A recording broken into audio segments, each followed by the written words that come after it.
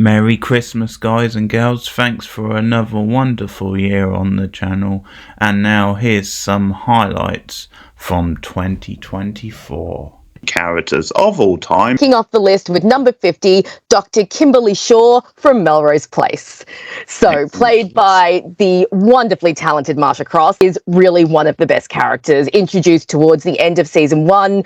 She at first is just kind of the other woman to Michael Mancini, who might be one of the worst characters ever, but very entertaining. But of course, as the series goes on, she becomes a little more and more unhinged. Now, Kimberly has one of the biggest oh my god moments on TV of the 90s, which is the moment when she takes her wig off and reveals the scar that was left from the accident. Seriously, still one of the big moments that I can remember. You, of course, have all of her really fun shenanigans where she comes back and tries to kill Michael over and over. She unfortunately never succeeds, which is a bit of a pity. Deals the season 3 finale with, you know, the cliffhanger of what is she going to do, and then the opening of season 4 where she blows the complex to high heaven. She is just so much fun. And then after that season, we get the weird alternate personality that she ends up coming out, that weird housewife persona. And then we find out like a bunch about like her background, and like she starts having hallucinations. And I mean, Marsha Cross is just chewing the scenery like there's no tomorrow in this role. She is so much fun, such good value. And even though her character is completely insane, when she does eventually get killed off, it is kind of sad, you know. They do show that Michael does grieve her. It's a bit of a sad end for the character. Yeah. And, you know, it might have just been more fun to just keep her around and have her, you know, just be her insane self. First ever TV crush, and that is Brenda Walsh from Beverly Hills 90210. Enamored with her. I thought she was extremely beautiful, very down-to-earth character, nice sort of cuddly girl next door type, very book smart. Something about the way that family is depicted and the family unit, and also Brandon and Brenda as sisters. I think they do seem like a really realistic like siblings, and I really enjoyed watching them together on the show. And yeah, as I said, I think she's just very likable and has a lot going for her as a character. I think there was a lot of charisma and beauty to her, and sensitivity. Fits into like the trio that she had, like the friends Kelly and Donna. Donna's like the sort of ditzy, cute style blonde. Kelly's more like the stereotypical, if you like, sort of it girl. And Brenda, as I said, is more book smart, more grounded. I definitely ship her and Dylan more than Brent. Kelly. Yeah, Kelly. I think those actors had good chemistry as well. Yeah. It was more, even though there's times where you think you're a young girl, Brenda, you know, like maybe this isn't always the best thing because he does down the dark path at times, but definitely there's an endearing like chemistry there between those two. Still like 10-year-old Keith's heart, or the 11-year-old Keith, however old I was at the time when I first watched it. So, like, for nostalgia reasons, Brenda Walsh has to go on the list, really. For one of my sort of wild card picks for this one, and there's a few of those, but this is sort of the first one. My number 49 is a character simply called Smallweed, and it's got nothing to do with his genitalia. Get your mind out the gutter. Straight off, Rachel. So Smallweed, as played by Phil Davis, is a very slimy but also very entertaining moneylender, and he's from the BBC's version of Bleak House. I don't know if you've ever seen the sitcom Fawlty Towers. You would have. Yes. Oh yeah. Oh, is it? We never talked about Fawlty Towers is huge here. I grew up watching it with my dad. We love Fawlty Towers. Well, that's a nice little moment tonight then. Well, okay, so I've gone for Sybil Fawlty, the poor Sybil. The kick-ass wife, yeah, exactly. The poor Sybil. Actually really progressive. Like I think in many ways she is a feminist, or at least what a feminist would have been back then. Just waiting for the moment where he's finally going to get caught and she's just going to kick his ass or something like that, or do something to get her own back. But that's the thing. She's really smart. She knows how to see his bullshit coming a mile off, and sometimes she'll actually play with that, where she's cottoned on quite a while ago, but she'll just have a little bit of fun with him. Good physical humour back and forth between them. I really enjoyed the scene where she just smacks him with the umbrella lots of times. That's such a great physical scene. So you see, we couldn't possibly manage it for at least 3 weeks. But if you want it done straight away, I suggest you try someone like, what's his name? It's, O'Reilly? Bravo, Polly. Well done, girl. But listen, where are you speaking from? She's in here with me, Basil. well, I should have told you. Is that somebody there trying to pretend that they're from Mr. Stubbs' company? What sort of game do you think you're playing? I mean, there. Would you believe what some of these people do, Sybil? I am going to make you regret this for the rest of your life, Basil. Well, fair enough, I suppose, but I think Stubbs is partly... Basil! Is indeed Dr. Kimberly Shaw from Melrose Place. Nice. Oh, I'm so glad she's on your list as well. She's a big reason why the show slowly started turning around and becoming the crazy, sexed up, wild, insane storyline show that we now enjoy. Super trashy, super entertaining. It's to be very sexy at the time. At times she gets to be very powerful and dangerous. She gets to have some vulnerability along the way. Does elevate other actors at times as well. Yes, I agree. Hospital, where Jane thinks Michael has ended the affair and is with Kimberly. I think she brings the sort of the best out of the Jane actress in that scene. I quite like, they're sparring back and forth, and it ends with Jane's classic lines: "If what you're saying is true, he's all yours, Kimberly." And so that's a good scene. Also at the start. Yes. Where like she's being questioned, and Michael, of course, the slime bag, is trying to get her to lie for him, and she's wrestling with whether she can do that, and ultimately she doesn't. Like she's sort of goaded by the lawyer into like telling the truth, but her reactions and the dramatic pauses in that scene are really well done. That's a fun little scene. The wonderful Veronica Lodge from the dumpster fire of a show, Riverdale. I love the Archie comics. I have loved them since I was a child. I used to watch the 60s TV show with my uncle. I had it on VHS, and I loved Veronica back then because she had black hair. So of course you love the person that has the same color hair as you. Tina in this show, which I do love her. I do love them turning her into a character of color. She's kind of a prototype kind of Blair Waldorf character. So if you've seen Gossip Girl, she's the rich girl who comes to the small town, always has the pearls. Her father's in some very shady business. The actress saying that she loves playing Veronica because almost every single season she gets to do some sort of singing performance because Veronica loves to perform. But she's a really great character. She is unfortunately one of those characters who is a little bit neglected, especially in seasons 5 and 6. The show kind of forgets about her 50s, and Camilla Mendes actually gets a lot of fun playing like this 50s like starlet, and she gets to wear all the big costumes and have the Hollywood air about her. But Veronica's she's fierce. She doesn't back down. She's very independent. She's very sassy. She knows what she wants. First, like 3 seasons of a show, particularly before it really became a dumpster fire, when it was just a little fire. She's actually got some decent characterization. Oh, cliffhanger. Is he going to get caught? Is this secret finally... But you know that he's not going to, so it kind of takes the... Go to that well too many times, and him quite annoying. There's just something about him where I almost see him a bit like the Joker, almost like he's like just scheming too much to get out of these tight scrapes, and it's like, ha ha ha, I fooled you again, almost. Not that he says that outright. Yeah, just catch him already. Just arrest his ass. Other best friend of Rory on the show, it's Lankin. So funny, so just adorable and down to earth and quirky. As you've brought up many times, like very relatable background for anyone who's from that sort of heritage and has a very like strict traditional mother, like Mrs. Kim, who we both love as well.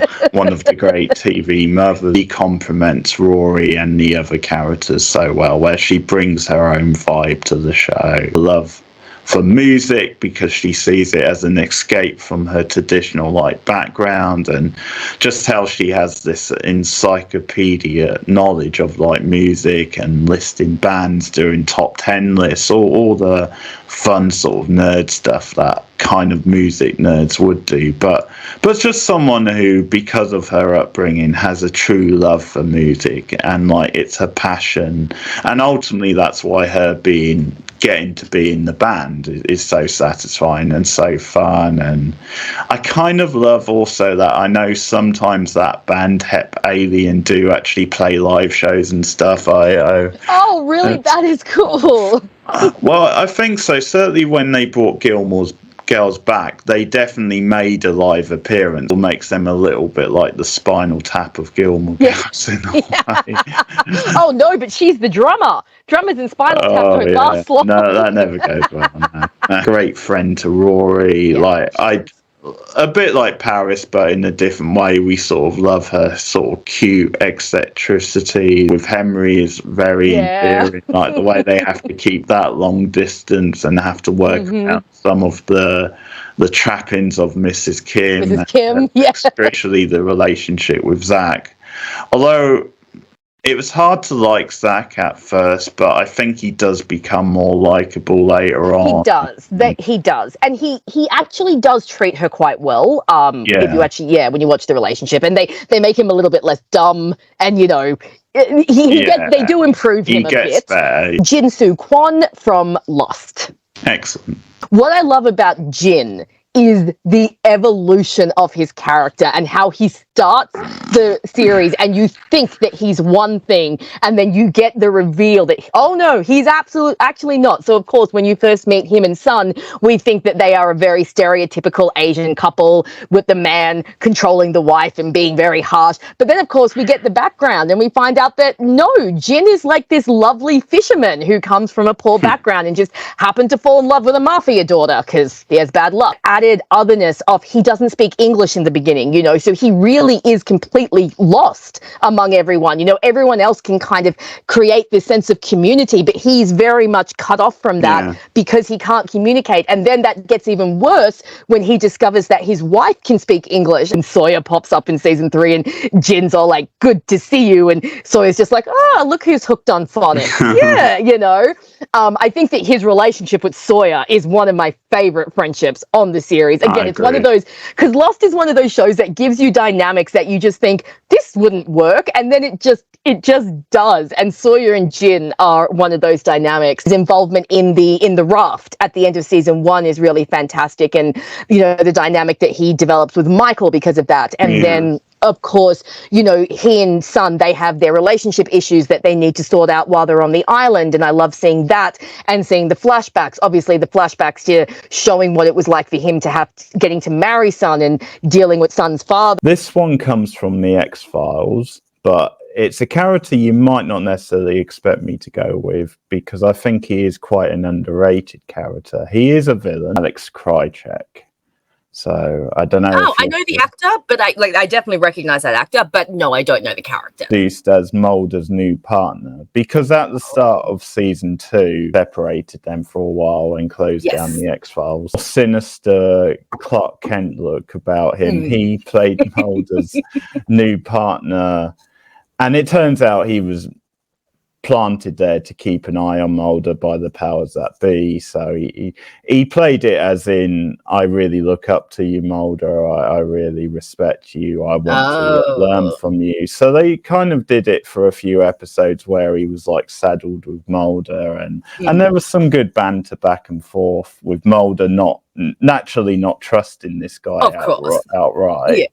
Trust no one, of course. I think he's a really underrated villain. I think he's fascinating. The actor is obviously very good at playing, you know, menacing and slimy, quite sneaky, but also quite like dark and sinister as well. I think part of the fun with Alex Krycek is just figuring out his end goal sometimes, figuring out, can you trust this guy? I guess he's a little bit like Lindsay out of Angel in that regard. Oh, okay, yeah, because I think there are, as storylines develop, there are reasons for him to work with Mulder. We work with him as a means to an end. So, And and it's almost like the devil you know sometimes is better than the one you don't. A wonderful, baldy Lex Luthor from Smallville. So I have spoken about this before, but this is my favorite version of Lex. Michael Rosenbaum was made to play that role, and I absolutely love the way that Smallville plays him as a tortured villain, almost an Anakin Skywalker type descent into evil. Season 3 in particular, I've spoken to you about, has a fantastic arc for Lex, which really delves into his background, his childhood. There is this one episode in particular called Memoria, which is just the most heartbreaking episode possibly off Smallville. It is fantastic, and it really delves into Lex's background.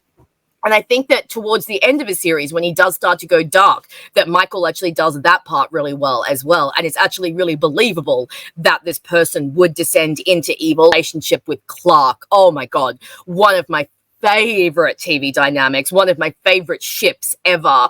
I kind of wildly swing between, oh, they're brothers, and oh no, they're in love when it comes to Clark and Lex. Favorite Star Trek captain, and that is Jean-Luc Picard, played by Patrick Stewart. Bit of an alternative to what Kirk was. They set the standard. More of a stage background. He was known for like Shakespearean like acting.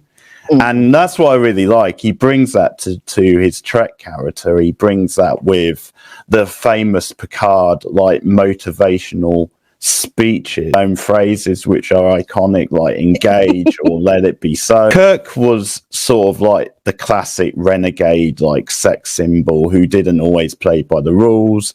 William Shatner, very much a rock star, like a movie star. Oh, yes, like, yes. Very sexy. Very sexy. Even now, I'm sure. Absolutely. He's definitely getting the chicks now.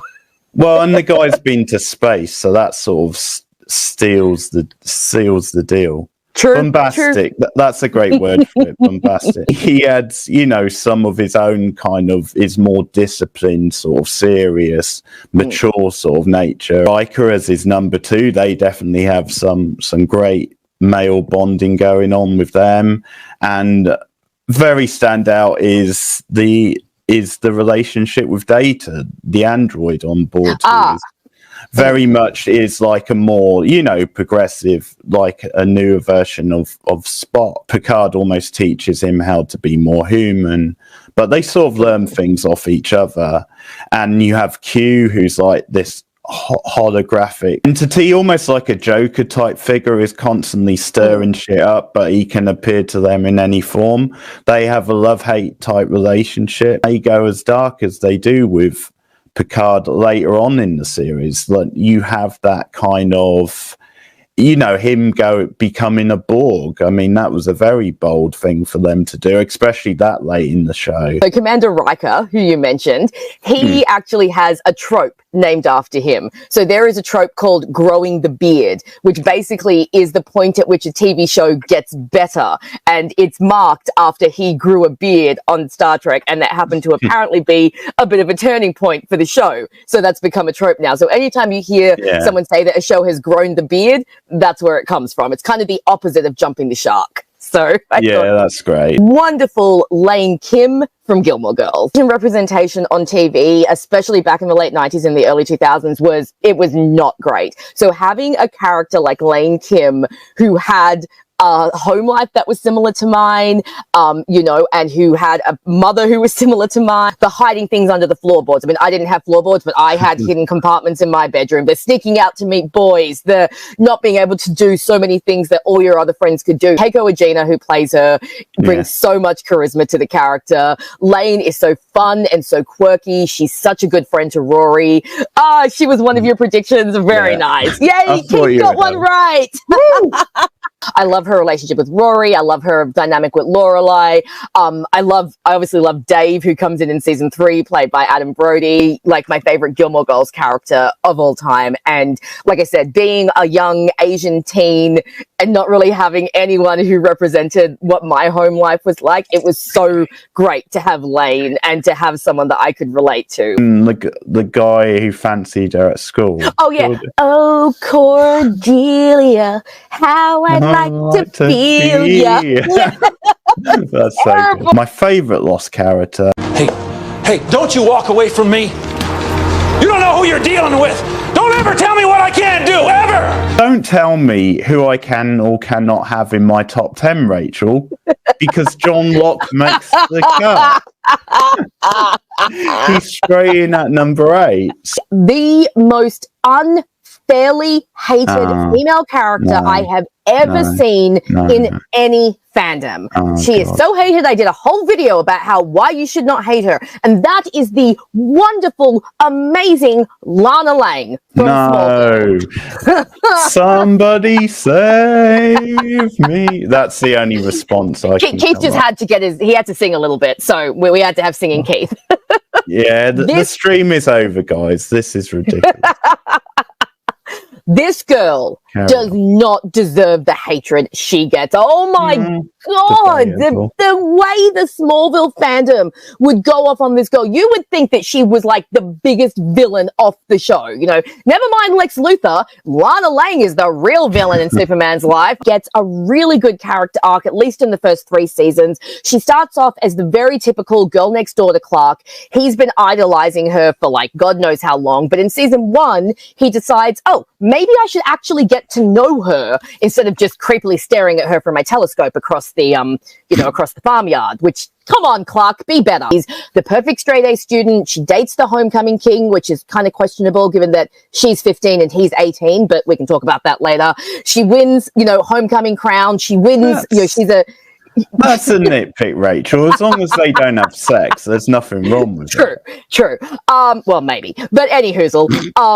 But she has this great arc in season 1 of like breaking out of this girl next door mold. And it's become my favorite subscriber. Look at Jason sucking up. Tom Welling and Kristen Krug have chemistry that is just insane. Disagree. But you suck. You suck so bad. But the relationship definitely gets dragged out way too long. Like, it really should have been over at the end of season 3, and then Lana should have stayed on as like the friendly ex. This great arc where she goes a bit dark for a while and we get to see a different side of her, a more ruthless side of her. And Jason, for you. Lana Lang has been on my list since I was about 17 years old. She's not going anywhere. Everyone who hates Lana Lang sucks, including all of you in the chat. I love you, but you all suck, so to speak. And Lana Lang is number 2. Number 2 on my all-time favorite TV characters. I'm speechless. That's disgusting. It's at least 51 places too high, I'll say. The Tourist, which was actually a BBC One show. So I believe you guys had it over in the UK before we did. We just got it on Netflix. Loved it. It takes place in Australia. It stars Jamie Dornan, and I'm here for all the Jamie Dornan content. He's an Irishman. He wakes up in a hospital in Australia and doesn't know how he got there, who he is, and ends up joining forces with a woman named Helen, who's a police officer in training, and they start trying to figure out, who he was.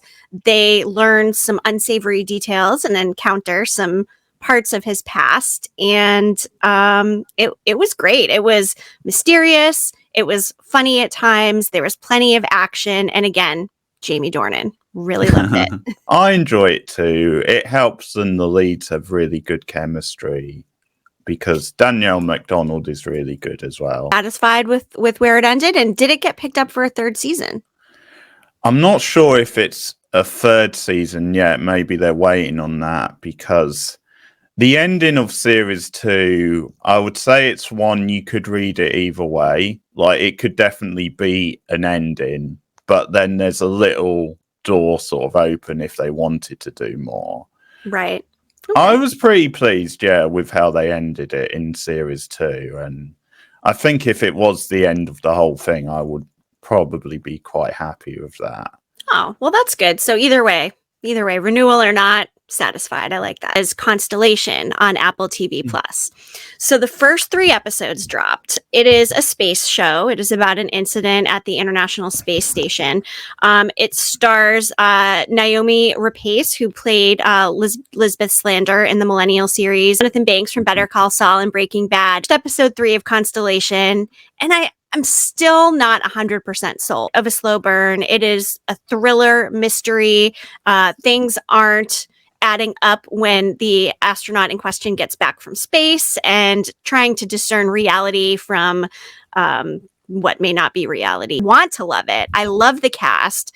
I like the idea of it. I'm just not sure the execution will be strong enough to keep it compelling. You know, it is a bit of a slow burn. I like some slow burns, some not so much. So the verdict is still out on Constellation. Mr. and Mrs. Smith. Yes, I binged the hell out of that show, Keith. When it came on, I loved it. I loved episode 1.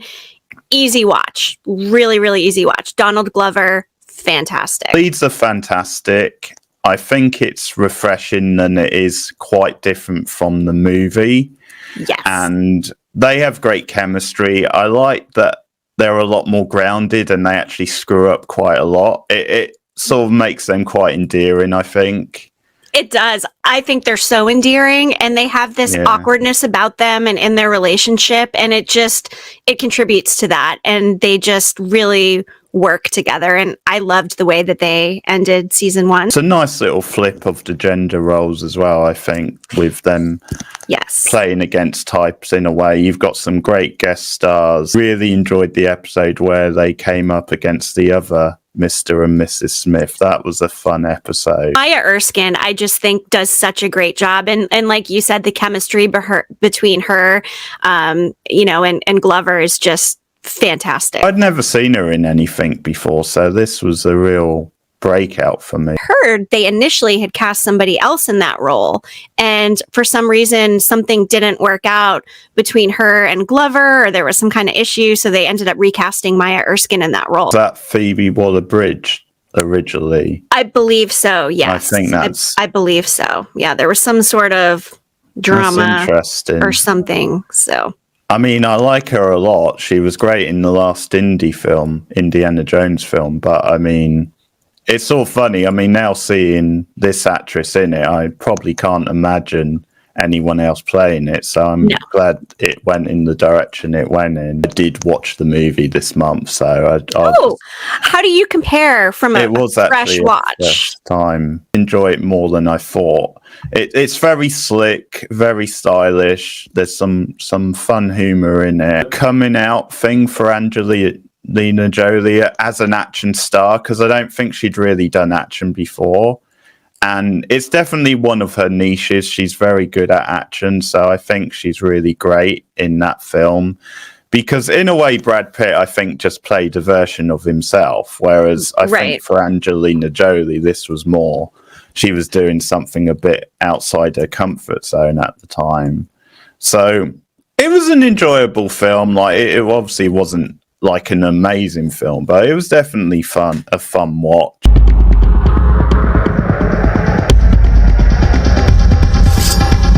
They are the world's most deadly assassins.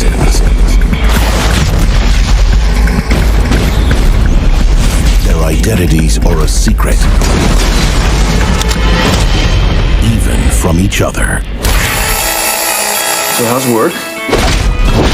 We had a little trouble with the commission. So how's Lana? What, are you looking for a job or something? You are the job. Had a few problems ourselves. Did you do something new? I added peas. Ah, peas. I love my wife, but there are times. There's this huge space between us, and it just keeps filling up with everything that we don't say to each other. What do you think she learned to shoot like that? Looks like it's government or something. You've just been identified by a competing agent. How are you going to handle it? I'm going to borrow this. Yeah. Sweetheart.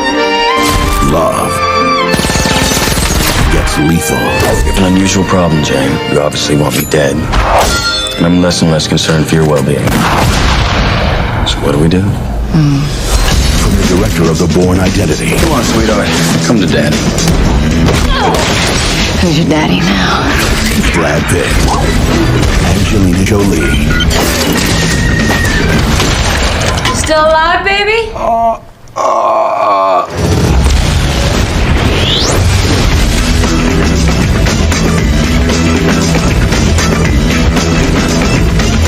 Mr. and Mrs. Smith. You know that you're ticking. I'm Jay. I'm John. Love and happiness. Banking card and marriage registration. Something that can make you do We're married. Yeah, I guess we're married. make you do right. They didn't bring up that we'd be paired until the last interview. It's an old KGB tactic. And you draw less attention as a couple. Very romantic. What is it that you two do? We're software engineers. Administer single dose, no casualties. What? You think if the company hadn't matched you, you'd be compatible? You're sitting underneath a shelter I made. I made this fire. I got you this fish. Shelter, food, fire, water. Love me. Yeah, you did too. We're about to die. So you didn't mean it? No, I do. That's cool.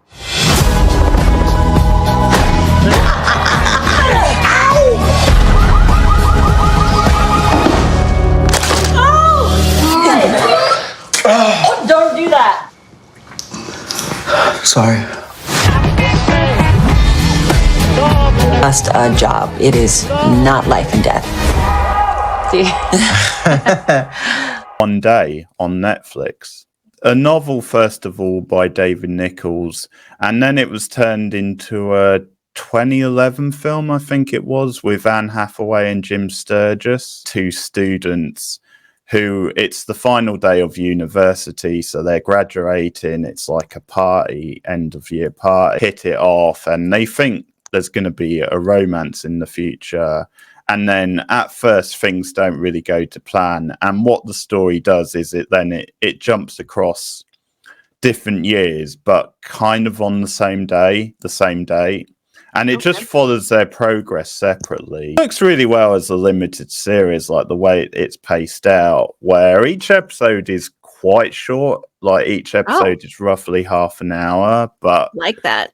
it definitely does a good job of capturing a certain vibe from like the time periods. It does a good job with the music. Everybody remembers from the film, which wasn't a bad film actually, but one of the things everyone remembers was the really dodgy Yorkshire accent from Anne Hathaway. And that is one thing that's improved, because this actress is Welsh, so she knows how to do a Yorkshire accent. I think she's great. She's really good at playing a very awkward character, but also a character who is like super smart and kind of tough and like a nerd, but a nerd who isn't like a stereotype, a nerd who feels very like realistic. Cringe style moments as well, some real awkward style moments. The drama to go along with it being kind of like a romantic comedy. Damsel. It's on Netflix right now, and it's got Millie Bobby Brown.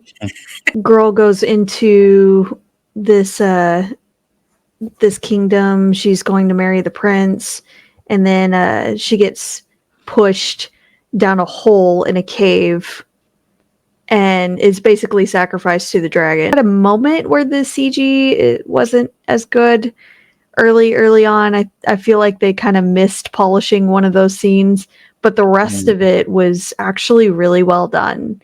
And the main character was very smart in her choices. Dragons are scary if you think about it, but all of the fantasy like movies are like, dragons are just cool. But this movie actually makes the dragon like really formidable and like really terrifying. Oh, yeah, it can be a problem. Yeah, the dragon's being tricked too, essentially. I think it's like, oh, so satisfying. It's It just is like very satisfying. Yeah, it's like it's that, and you're like, yeah, like. I also appreciate how in this movie the dragon is actually not, it's a dragon. It's not a wyvern like they do in so many fantasy movies these days. Like they're like, it's a dragon. No, it's a wyvern. Don't lie. but this one is actually a dragon, and it made me so happy. Been getting into Ghostbusters fever on the channel, so I've watched all of the previous 4 movies. It's a classic. It's still a classic. It still holds up. Yes. The second one, not so much. It's a bit of a mess, a bit of a underwhelming sequel in many ways. I read a little bit about the background of that one, and I know it was a very messy production where there was a lot of falling out with Bill Murray and the president of Columbia at the time. Obviously, Murray wasn't so keen about coming back for a sequel. And there was a lot of rewrites of the script. I think they had an original good idea for the script, but by the time you had all these rewrites and the mess, I think that's why. I would say it's still a film that's worth seeing, but I did rewatch it recently and I did find it underwhelming again. So, bit of a disappointing sequel. I think it hits different when you're older. Like as a kid, it's fine and it's fun and all, but it's just not the same when you're older. Male film. For it in the cinema, I went with the flow of it and I kind of got into it, even though I said, yeah, that probably wasn't that good, but I think I just got into the spirit of it. It's a bad movie. I don't think it's as terrible as some people make out. Mess of a movie, and I think my main issue with it is then they do this weird sort of soft reboot thing where they kind of pretend then the other characters from the originals don't exist. But at the same time, they sort of want their cake and eat it because they're doing that. But on the other hand, they are sneaking in these quite cheesy on-the-nose references. And I just think, well, you do one or the other. You either make it like a full-on reboot, so we're starting again with these characters. Just make it a sequel type thing. So you do one or the other. You don't do this weird in-between thing. Jokes just aren't funny. Like a lot of them anyway. Jokes are very like random, sketchy Saturday Night Live style jokes. Yeah. Where they're just riffing on things that have nothing to do with the story in many ways. And it's almost like the occasional one or hit. Ghostbusters Afterlife, it was actually a first time watch for me. I was pleasantly surprised. I enjoyed it quite a bit. I know they hit you over the head with the nostalgia stuff and tying it back to and it's not an original movie in any way. So if you're looking for that, then it's not the movie for you. But what I liked about it was the twist and they put on it, making it like a kids movie. And I almost think of the horror in it as more like Goosebumps style horror. Yeah. And it's definitely harking back to almost like the 80s tradition of like Goonies or like Stephen King type stories, stuff with the original Ghostbusters. I thought that was well handled, and I think it was hard not to be emotional at the end the way they did work like Egon into the story. But it was very well cast. I mean, Paul Rudd is hard to dislike. I love the running gag of him showing like 80s horror to his students on like VHS as well, so just to go extra retro. Might actually be my second favorite Ghostbusters movie, which is a bit of a hot take. Like that third one, but it's one that I definitely would have to be in the mood for. It's not an everyday kind of humor. Very silly. It's not as the plot isn't as strong. All the cast do come from that Saturday Night Live background. And I think they were going for that because that was true of the original film. The difference was in the original, like when they made jokes, it just felt like natural jokes which those characters would make. It wasn't forced. It was more organic. Yeah. And it had to do with what was happening in the film. I feel like you should watch the third one just because I think some of the humor you'll appreciate. You're a nerd, Alyssa, so it's your duty to tick these boxes. Yes. you got to collect the whole set. Fair. Gotta collect the whole set. We've watched every Saw movie. You might as well watch every Ghostbuster movie too. Some of the traps that they came up with or the puzzles were really stupid. Like, I absolutely hate ice stuff, but they had this one where it's like goggles and it's like tubes.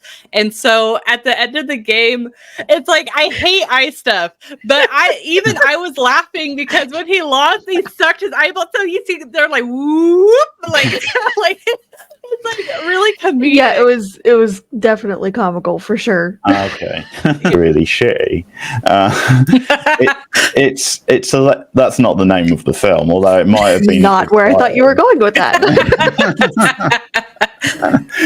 It's called Electric Dreams, and yes, they do play that song, and yes, it's absolutely terrible. So, yeah, this film is ridiculous. A computer kind of going slowly mad and turning evil almost, and wrecking this guy's life. Nerdy guy who has a crush on the girl next door. She's played by Virginia Madsen, so quite an early role for her. Same year she was in June, by the way. Linus uses his computer for music, and there's this really odd random scene where she's in her apartment practicing, and the computer starts playing like classical music, and they can hear, like, she can hear it through the wall, and she just keeps playing, and it becomes this moment, but she doesn't know who it is in the other apartment. And this is where I think it turns a little bit into a stalker type film, because he then kind of pursues her, and I think the underhanded, they hit it off, but the underhanded thing is then she doesn't know it's him, where she kind of hits it off with him, who is like a perfectly nice guy, but the movie almost portrays him as like a villain. Whereas to me, the lead guy is much more of a villain, and that's like the problem I had. Because they do that thing later on in the movie where he does get a bit too big for his boots, like almost he suddenly feels more confident, and you do turn him into a bit more of an arsehole. But there's inconsistencies like that where it's kind of like, well, I don't know what suddenly happened that makes him feel this confident. Like, there wasn't really enough in the movie, and I just never felt chemistry between the two. And the movie really doesn't know what it wants to be, because it kind of wants to have a romantic element, but then it wants to do this, computers getting out of control, turning evil, to be dark at times, but then it wasn't that sort of movie from the start. It seems confused whether you're supposed to be sympathetic with the computer. It's like a collection of pop videos. That's what it's like watching it, like just one pop video after the other, rather than having everything connected. The best scene in the movie is, and it's one of those so bad, so cheesy, it's actually entertaining scenes. Computer at one point actually sings like a love ballad. It's the guy in his room, and the computer is singing a love ballad. And they do this whole thing where the computer is like falling in love with the girl sort of thing. Oh, no. Oh God, I'm going to have to look that up now. Yeah, I've heard people talk about, and then when I finally watched it, I thought, well, why do they like this film? It's terrible. Question their entire taste in movies. A little bit like War Games, like that Matthew Broderick movie. Mm-hmm. And that one was good. I like that, and that's sort of this idea done much better. And yeah, it also sounds a little like 2001 Space Odyssey. Oh yeah, I can see that. or Her, maybe. Well, what's going on? What's the story here? Because pick a lane. There's a scene where they decide to spend some time together, and they randomly go to Alcatraz, and it's like, this is a romantic scene, and she's got like a hat from the gift shop, and then it cuts to the computer just at home doing the computer's own thing, and because it controls the TV, like it puts on like old movies. It's terrible. Like, there's one or two amusing moments, but apart from that, it's absolutely terrible. So, big thumbs up. I can't play that for her. I want to squeeze you, lick you, pucker up, and kiss you. You make her sound like a lemon. You're taking over my life!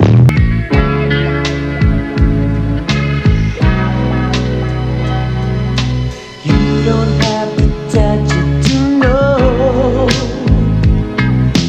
Love is everywhere that you go. You don't have to touch it to feel.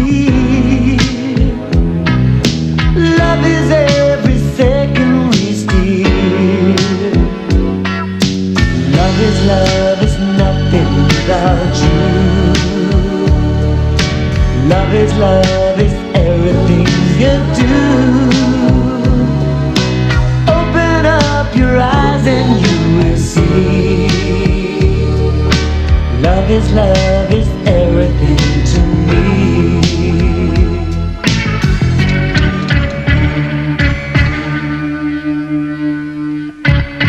You don't have to touch it to be wrapped up in emotion like me. Everyone must feel how I do, yeah. Love is just to be close to you. Love is nothing without you. Love is everything you do. Open up your eyes and you will see. Love is everything to me. And you know that love is love. It's written in black and blue. And everything you say must bring her closer, closer to you. Ba-ba, ba-ba, ba-ba.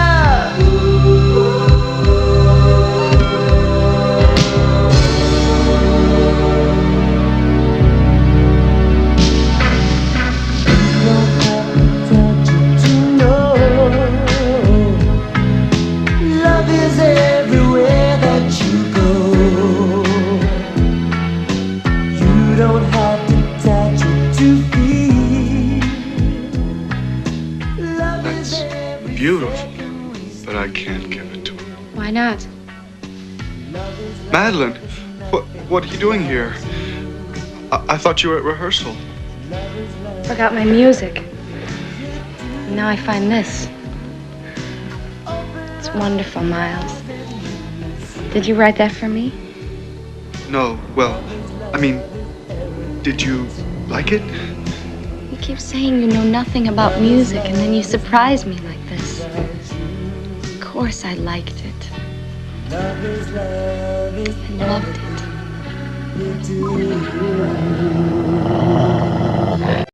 The Avatar Last Airbender live action Netflix show. Okay. But I was so excited about it that I ended up rewatching the last season of the cartoon. But yeah, it's so funny after the show first came out, because on YouTube, the videos were just like so polarizing. Like, one was like, why this show is absolute trash, and then another one, why this show is absolutely perfect, and there's like no in between. I will say it's a mixed bag. Like, it's never ever going to live up to the cartoon. Anything above the M. Night Shyamalan movie is going to beat it. I mean, but that's a bit of a low bar, but yeah, well, it's like that's why I'm still at that stage where I'm like, I don't know if that's why I like the series so much. The acting is there, the costumes look great. I will say yes, they do look slightly a little too clean. That's my only complaint. But the intricate detail, and even, you know, it was a cartoon, right? So like Aang's arrow was just like a solid blue, but I really like the fact that they made it an intricate design. Like they went above and beyond on it. That plays Zuko, man, he is fit with some of the moves that he pulls off when he's bending. I'm like, man, certain fans of the original series is going to absolutely hate it. I am absolutely a fan of the original. I can appreciate the passion of this show. Or if you're in the boat of my mom, who has been watching the show with me, she never watched the original show, and she absolutely loves the live action because she has nothing to go off of. Fresh eyes. Yeah. So Sokka in the cartoon was a lot more sexist, while this one they really wanted to dial it down. Yeah. But it's like I was rewatching some of the scenes and in the original cartoon, and yes, it was misogynistic, but it was coming from a place of naivety, and I don't really feel like it was that terrible. It wasn't. It was ignorance, and he acknowledged it. Yes. Yeah. So I think maybe they were a little bit too afraid, because I know they said that they changed it because they're like, oh, having a human or, you know, two people interacting like that, it looks less appropriate than if it were a cartoon. And I can kind of see their point, but I feel like they are being a little bit too cautious and trying to, because it's like, I feel like if a character starts off as like a misogynistic piece of trash, but then they later redeem themselves and they're like, oh, sorry, I was absolutely wrong, then that's fine. That's fine. Like, yeah, and that's what I loved about the animated series, was that if they had those misconceptions or the notions based on ignorance, and they discovered that, oh, that's not actually how it should be, or that's not how it is, they acknowledge it. Yeah, and because then they were make sheltered. a change. They didn't just like acknowledge it but then stay the same. They made the change with Immaculate, because that was a surprise for me. I didn't expect it to be as good as it was because of the trailer, and also because I've seen so many nun horror movies that are not so great. So I kind of went in not expecting it to be a good movie, but I was very surprised with Sydney Sweeney. I thought that her acting was pretty good, especially since a lot of people kind of sell her short as just being the pretty girl, but she's also a really good actress. I enjoyed her in this. I liked the ending a lot. I was not, I didn't know that there was going to be any gore in it, because the way the trailer was presented, it kind of came as a shock, which I think it was more effective that way. So I would definitely say, if you like a slow burn that has a little bit of gore in it, but also is very atmospheric, I would definitely recommend Immaculate. The moment Sydney Sweeney is public enemy number one, which is a bit over the top, internet. Yeah. Calm down, folks. She, you know, I mean, I don't think she's like the most amazing actress, but I think she's not good. Yeah. Yeah, they kind of treat her like she's this, you know, bimbo who's only hired because she's got big boobs, and it's like, yeah. I think give her a little bit of credit. I don't think she's not like Dakota Johnson. Yeah. Horrible. I'm pretty sure that girl. Wow. Oh, okay, I've not really seen her in much, to be fair, so I can't say if she's. She most recently played on Madam Web, which I didn't go to see, but she's really not good at all. She's as well. Like, I used to make fun of Neve Campbell, but now looking back on it, Neve Campbell was not as bad as Kristen Stewart, who's gotten better over the years. But when she was in Twilight, she was awful. And I'm well, he has never I been think that it's bad. that role. It's very restricted, you know. Oh yeah. I blame the director, because since then I've seen both her and Robert Pattinson do much better in other films. Watched Creepshow 2 because a friend of mine had never seen it. Comparatively, they're probably the best two anthologies that I can think of being made. The only ones I think would hold up to those in 70s Tales from the Crypt, I think it was 1972. That was really good. I enjoyed that. Yeah, I think the reason why as anthologies those hold up better than like a VHS or ABC to Death, the stories have the same level, and I think it's because they had the same writer. In both Creepshows, Stephen King wrote the screenplays for both, and both feature some short stories that are from his collection of short stories and novels.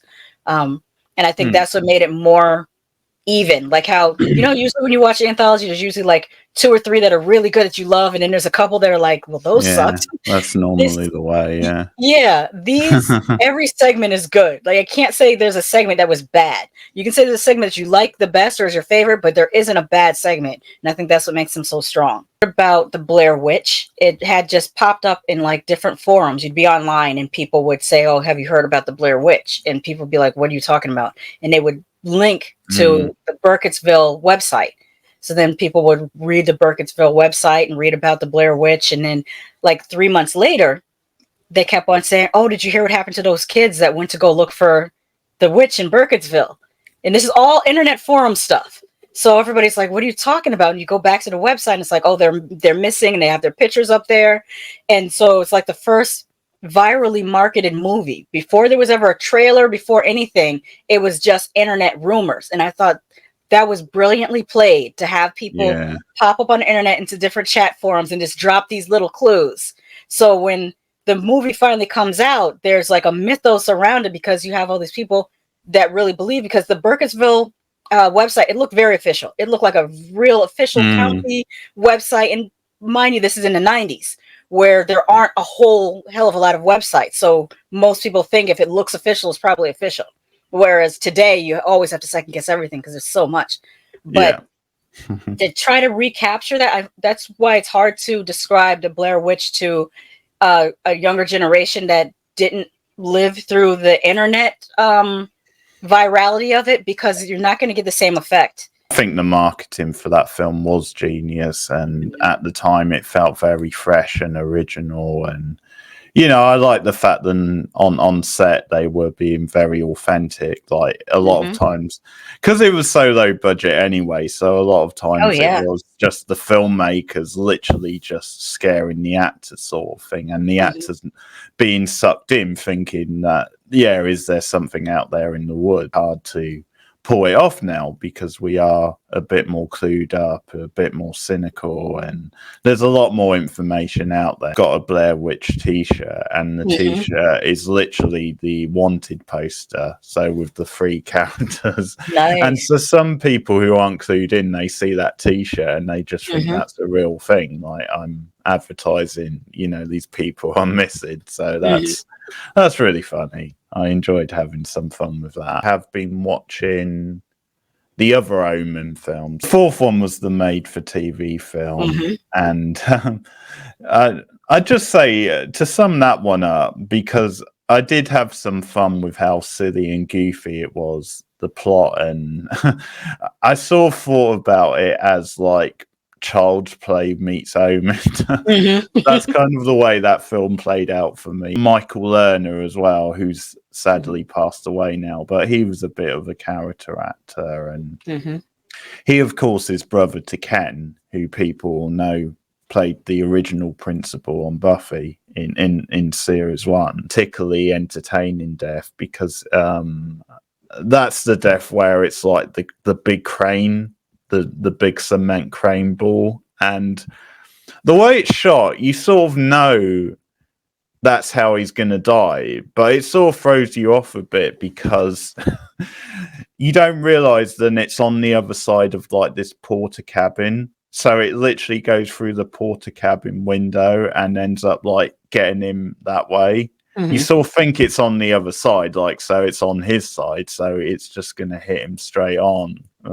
But it actually goes through the window. It's a bit more elaborate than that. 3 was pretty dull. I was disappointed in 3. Yeah, I agree. Yeah, it's obviously nice to see a young Sam Neill, like he's very menacing, but the ending of that film was a bit lame. Like it was a bit anticlimactic. I mean, small spoilers, but I guess they just wanted an excuse for a Damien showdown with Christ itself, and you've got the scene at the gates of hell. 2 was a solid sequel. I quite enjoy 2. I think there's some good hammy dialogue in 2. I remember getting a laugh out of, there's a scene where the family are on the ice and the kids are playing like ice hockey. For some reason they're cooking a barbecue even though it's like snowy outside. It's like, what are you doing? Is this some sort of crazy rich person thing? This makes no sense. I wonder if it's a New England thing, because I've known people. I'm from the New England region of America, where it's the northeast coast, and some people do barbecue in the wintertime. So I wonder if it's a regional thing that we do it up there. I haven't seen people do it anywhere else. Like I haven't heard people in the West Coast or Midwest do it, but I could, if you guys are watching this and you're in different parts of the US or other parts of the UK or Europe, please let us know if you barbecue in the wintertime. You can notice after repeated watchings is the scenes with the dogs. They try to make the dogs seem menacing and they overlay, you know, with the sound of the dog snarling, but you can see the dogs licking them and wagging their tail. So it's like, these dogs, you're trying to edit it like they're attacking you, but they're playing with you, and it's all right. We know the dogs weren't harmed. Very, very interested in how they were going to link them together, because I'm like, how could you make a first Omen since he was quote unquote born of a jackal? was like, it's going to be the Jackal's backstory. but they did a really interesting story. They shot on location in Rome, which was really great to see. The acting was pretty good. There were some elements that were confusing, but then they revealed what they meant later on in the movie, so you have to really pay close attention to the dialogue, which I enjoyed. Some of the scenes were gorgeous. Like there's a scene where she's standing, maybe it's in a rectory, where the candles, there's like 2 rows of candles, but when the camera pulls out, the candles form like a face, and it looks like the top row of candles are the top row of teeth, and the bottom row of candles are bottom row of teeth, and then there's 2 candles for the eyes. It just looks really creepy. Would have made the film look like more grainier. I almost feel like that would have been an added touch if you made it look like it really was a 70s movie instead of it being so crisp. See that they did practical effects, but they cut away so quickly. They never let you fully see what you're looking at. It's very, very quickly shown to you. It's possible that could be more effective for people. There was one, what I call a Blumhouse jump scare. Yeah. In the bedroom scene with when she hung her cloak up on the thing, that scene. For what it was, I enjoyed it. They added a little bit to the story to set up for maybe a reboot. I'm not so sure how I feel about rebooting The Omen. I'm a little iffy about it. I'm like, I don't know. I feel like the ending was a bit okay. Yeah. We've been here before. I like the animation. I like the nostalgia of it, and I like the stories connecting, because I do believe that this is going to connect to, in some way, to what Marvel is planning for their next phase. Because I don't want to reveal the different things that are happening in the cartoon, but it feels like they're going to connect with not only the Deadpool and Wolverine movie that's coming out this summer, but whatever they have coming down the pipeline for when they relaunch the X-Men into the cinematic universe. You're a fan of the original. I take it this will satisfy you by the sounds of it. Oh yeah. The thing I've seen people complain about is that Rogue's booty is not as round as it was in the original animation. I didn't notice, but apparently online, some people were like, they notice everything nowadays. I was like, okay. Watching the original series, so going from the 60s, all the way back to the 60s. Ah, nice. And a little bit to my childhood, because I did watch it with my older brother when I was growing up. So there's some it was in syndication for years. Yeah, he was a big Star Trek fan. I think he still is, but he's probably a bit more casual than he used to be. But he definitely. My older brother too. He loves Star Trek, but he is a Whovian, like Doctor Who. That's it. Okay. Yeah. Years ago, I did watch the Halloween episode because we were doing our list of our favorite Halloween TV episodes, and I didn't realize there was a Star Trek one, and it's the one where they go onto the planet and you've got like the haunted castle and you've got like the witch's cat.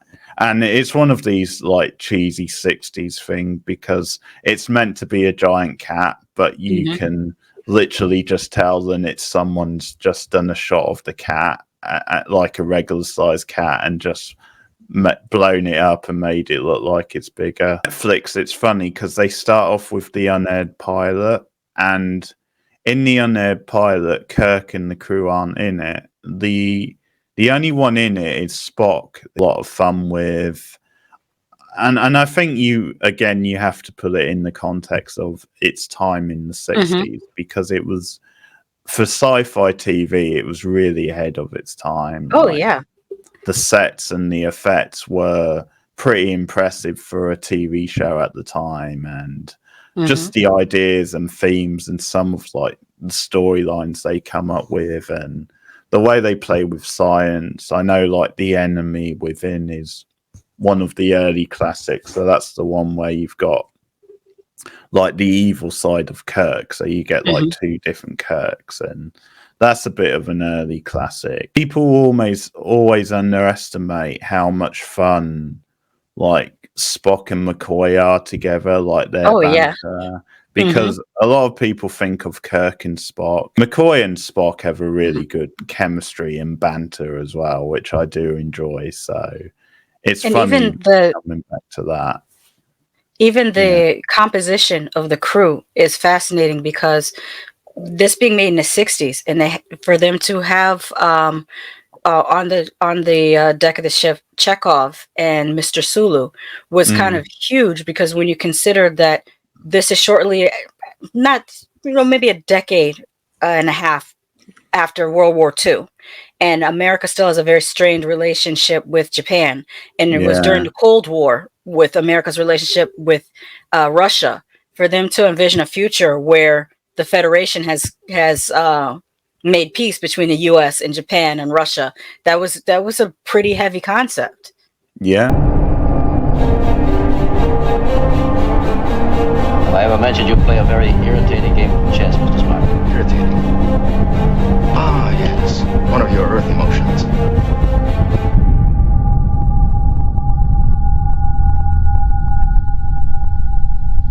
There you go! We're now traveling faster than is possible for normal space. To any planet, any era. We can go back in time. We may risk it someday, Mr. Spock.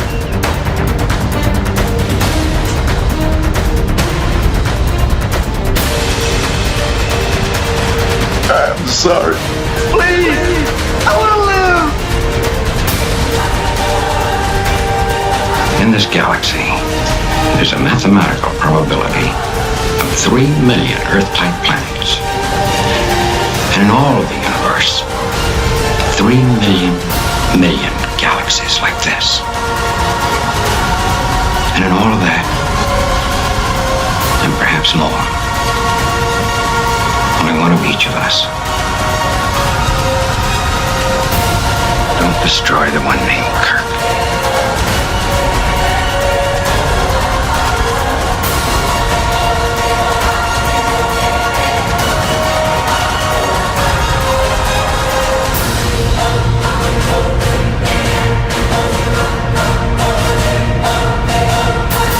It's time for a rant because I've been watching Star Trek Discovery, one of the so I've watched this all the way through. We're now on the 5th and final season. Really frustrating up and down show.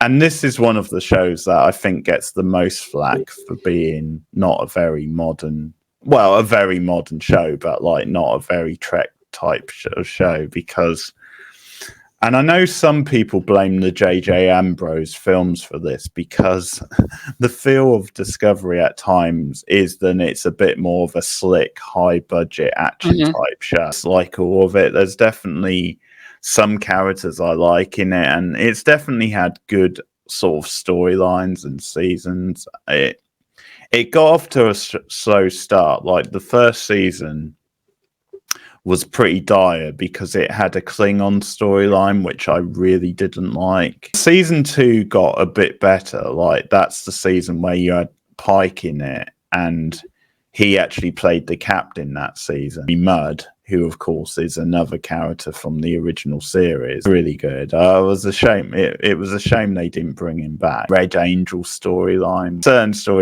lines like that, where they try and tie certain things into the original show a bit too much. Series 3 and 4 I actually did enjoy. They woofed the ending of season 3, so it ended up being a bit frustrating, but I did think it was a better season again.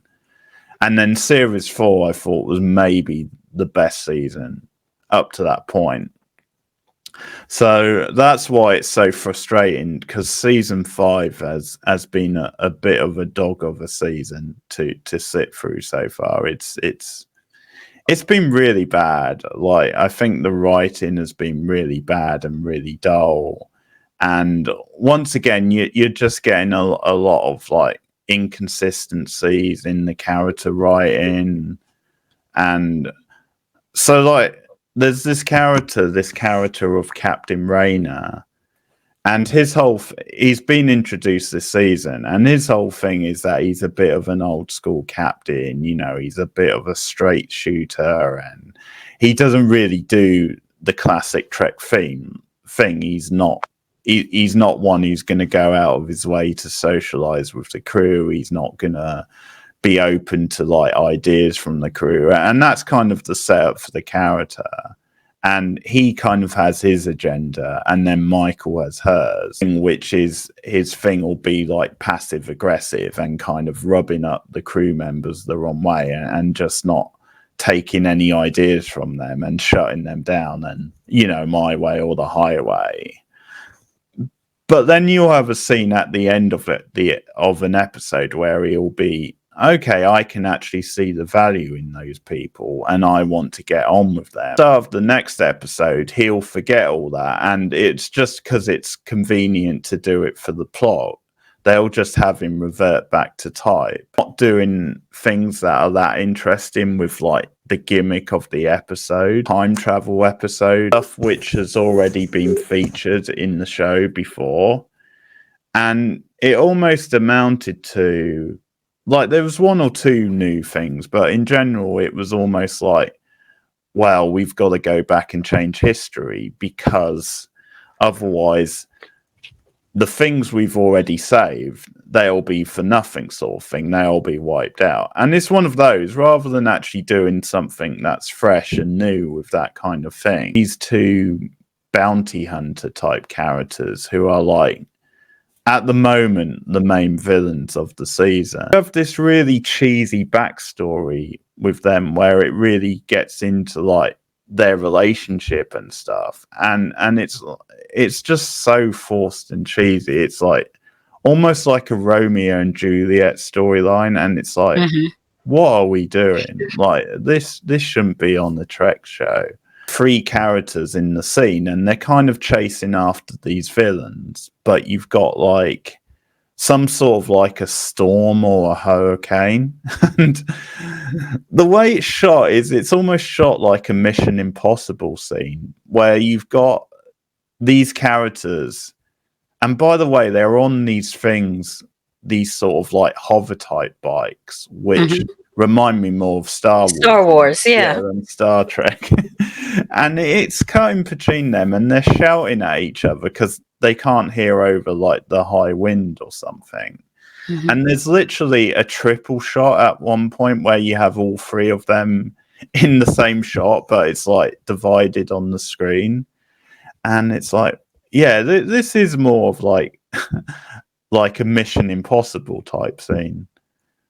It's like, it was too much. Like, that scene was too much for me. I really was getting a headache. And it's like, no, you don't want this in a Star Trek show. Fallout, the Fallout franchise. As a big Fallout fan, I have played Fallout 76 and Fallout 4. I was really excited about this series because I thought it was, you know, definitely going to be something that you know, people are always quick to like not like something, because especially if they're already fans of the franchise, there's always this like fear. It's like they're not going to get it right. It's like, that's why we as Resident Evil fans can never really get a consistent show or anything, because you know, parts of the fandom just always hate on something because it's not totally true the way I envision it.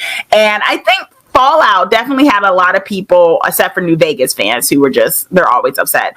I am a gamer, so it's like I'm in that world. I feel like it had a lot of us just being like, this is the way. Like, if you're going to do it this way.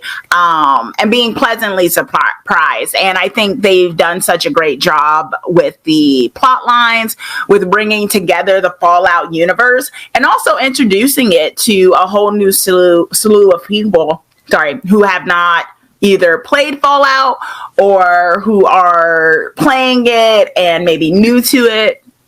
Because there's so much to explore. And Fallout also is very tongue-in-cheek. It's like dark comedy.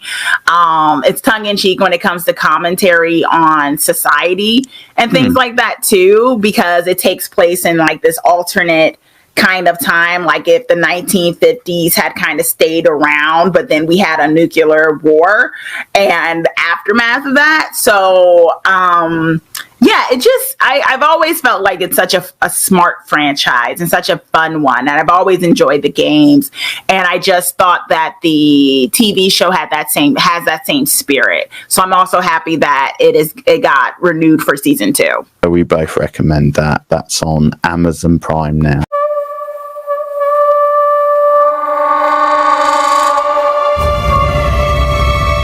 I know that I've lived a relatively comfortable life. Stop! Lucy!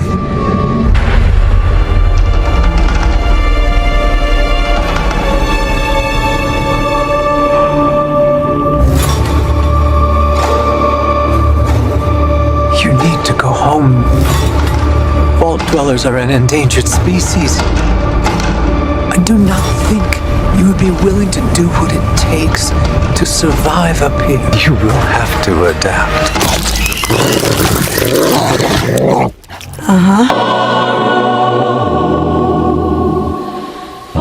Unless I see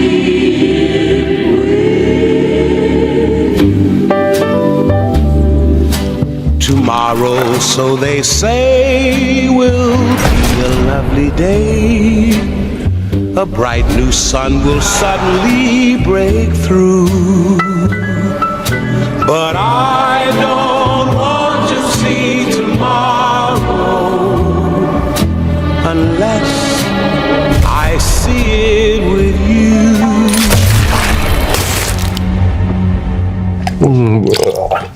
I grabbed a moldy one.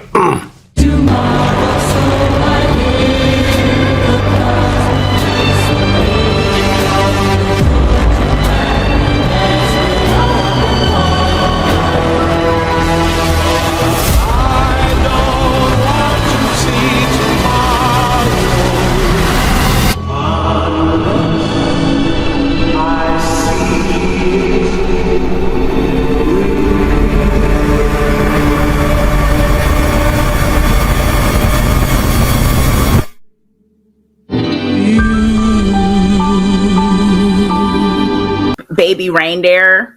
Okay. So I watched the first couple episodes with this guy who essentially he dealt with a lot of traumatic experiences, and on top of all of that, he ends up kind of developing a relationship with a stalker, a woman who calls him Baby Reindeer, and there's been a whole controversy around it because this is very much based on real people. The woman that is based on in terms of the stalker actually came out and did an interview with Piers Morgan recently.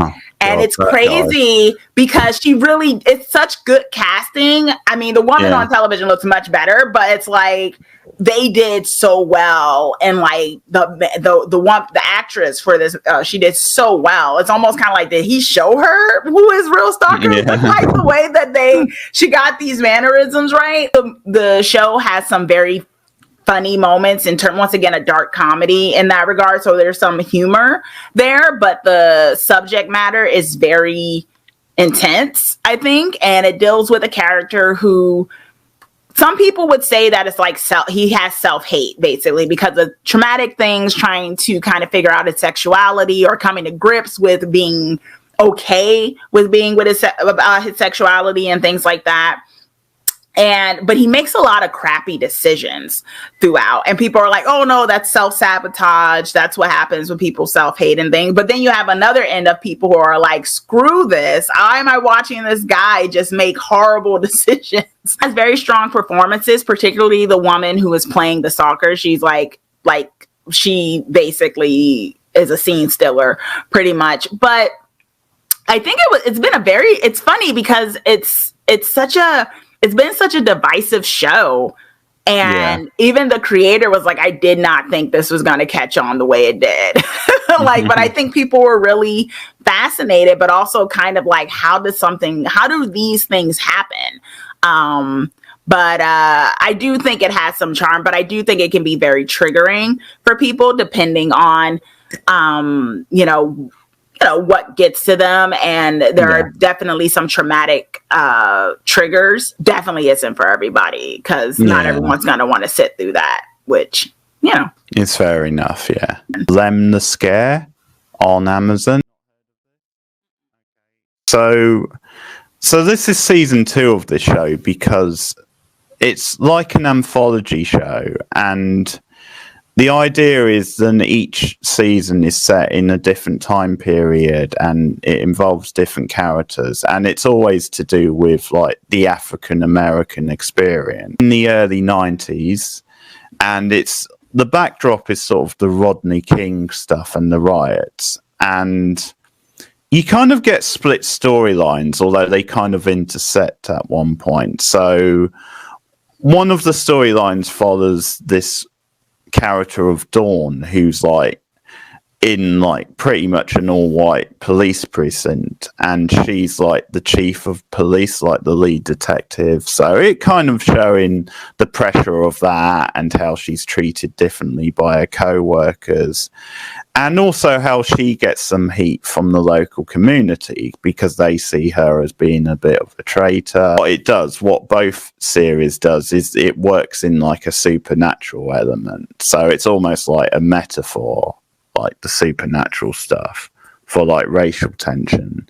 So she's investigating a murder case, and as I said, part of the thing with her stuff is like it's the day-to-day at the police station. It's how she's being treated differently, and you've got all the race riot stuff going on in the background. And then the other side of things, which has some dark humor in it, which I quite enjoyed, but you've got this character who's like a jobbing actor, so he's trying to get his big break, and he works at like a kind of like an arcade type thing, and it sort of shows how he feels like a bit of a joke, like he's not being taken very seriously. But he strikes up a friendship with like the receptionist at like the acting agency, and she feels sorry for him, and she says, I'll keep my eye out for any meaty roles that come up. It's him an audition for a horror movie role, and this is the early 90s, so it's made a big deal of. Then typically, black actors weren't given the role of the killer in these kind of things. Like normally they're just fodder, they're a supporting character, whatever you want to say.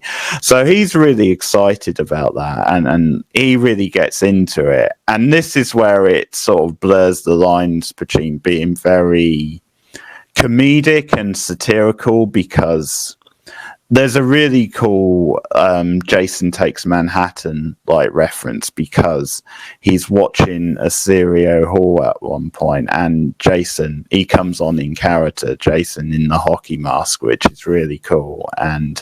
But he's just getting these flashes of like he could like take over roles which are normally portrayed by white people. So he's doing various stuff in his room. He, like at one point he dresses up as Hulk Hogan. Like that's a whole fantasy.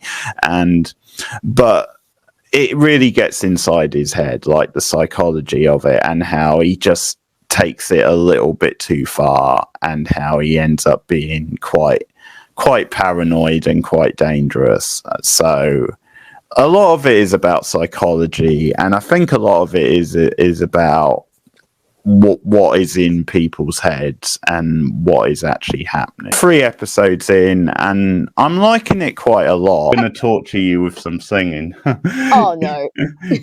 Last time I butchered that James Bond theme, Goldfinger. Yeah, that was great. I loved that. Thank you. Well, there's more for you, because I've got another classic Bond theme, because I did a Bond double bill. So here we go. I'll clear my throat. Here we go. Okay. 1, 2, 3. You only live twice, or so it seems. One life for yourself and one for your dreams. And love is the stranger who'll beckon you on. But don't think of the danger, or the stranger is gone. Make one dream come true, because you only live twice. Very good. Thank you. Next time you're on, I'm going to find one to watch just so I can torture you with the themes. But anyway, yeah, I don't really have anything to say about the movie. I just wanted to torture you with the singing. No, I'm kidding. I will say a little bit. So it's the 5th Bond movie, and at the time it was Sean Connery's last, before we had the failed Lazenby experiment. Spacecraft is basically swallowed by another spacecraft. So basically, it's got like jaws. It's got like teeth almost, a bit like jaws. So it opens up, the front of it opens up and swallows the other spacecraft. Oh, no. And that, it's really cool. It's a great opening.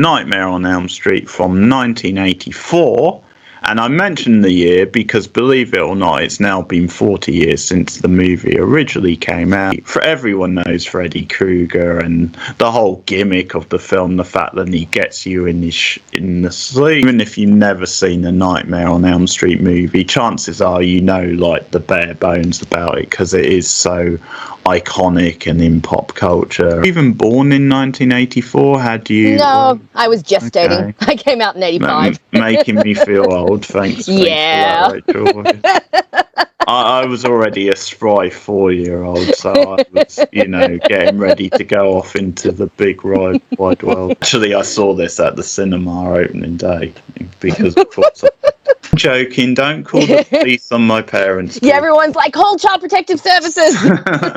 I love this film. Yeah. This film is so good. It is so good. It's so much fun. About the ending when we get there, because I do think that is the one downer, but there's obviously there were issues about that. But no, this is a fantastic freaking film.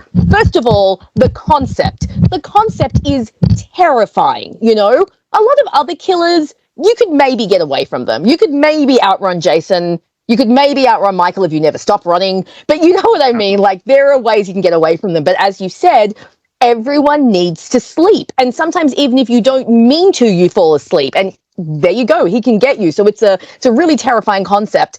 As much as we all love, how the Freddy character became its own character, and we do love quippy Freddy, obviously.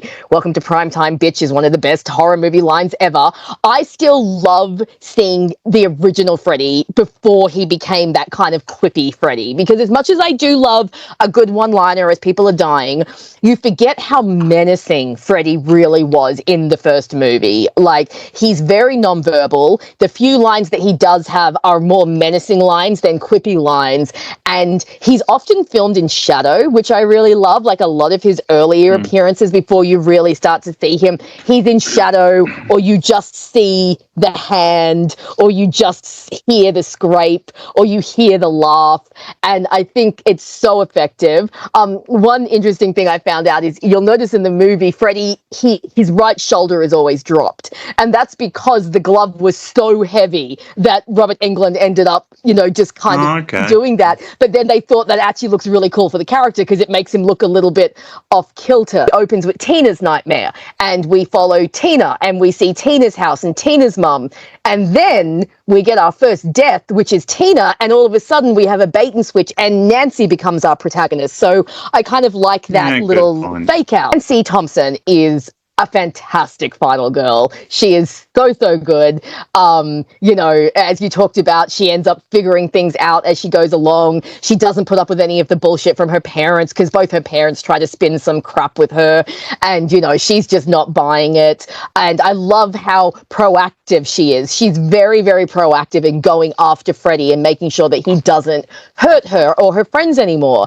And I just think she's a really great final girl. Heather Langenkamp is so good in the role, so much fun to watch, and really carries the movie really well. Nightmare on Elm Street 2, Freddy's Revenge, from 1985. See why this is often listed as one of the worst Nightmare sequels. I did not like this film at all. It was terrible. So I know that there's a lot of, like, if you take all the subtext and stuff into account, that's a whole different conversation, like you said. But no, this was awful. This was so most bad. things are better than Scream 3. No, this was, it was so disjointed. Nothing seemed to make sense in this movie. Sure. I didn't like, why is Freddy now suddenly trying to possess people? That's really odd. The first kill in this movie doesn't come till like 40 minutes into the movie. Like, it's got almost no like gore or like fun Freddy sequences or anything like that. The tone is really odd. It goes kind of all over the place. There's a really random scene where like their pet canary decides to go like fully postal and like try to kill them, and it's like played as like this really serious, scary scene, but it's literally a bird. You can't trust those canaries, Rachel. You should know that. Is this Meryl Streep lookalike chick in it? That is I was going to say the same thing. Right. Okay, good. So it wasn't just me. The whole time I was looking at her, I was like, is this chick related to Meryl Streep? Because she literally looks like a younger version of her. The cross between her and Natasha Macaroni, however you say her name, the one out of the Truman Show, who plays Yes, Yeah, absolutely. she looks a bit like She's always reminded me of Meryl as well. So yes, absolutely. Sure. Love story between Jesse and Meryl Streep lookalike. Like, I did not feel that at all. Pam, you must be Kramer. Jerry has told me a lot about you. Oh, careful.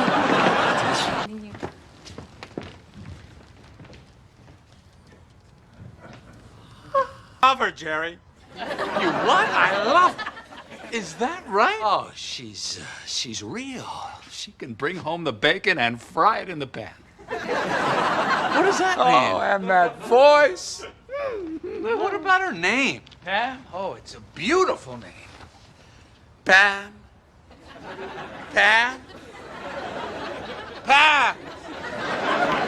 She's got really nice hair. Oh, it's incredible. Although I might replace her tortoise clip with one of those velvet scrunchies. I love those. You've got really specific tastes. Oh, I know what I want, Jerry. Can't, Jerry. But I might. Oh, no, you don't.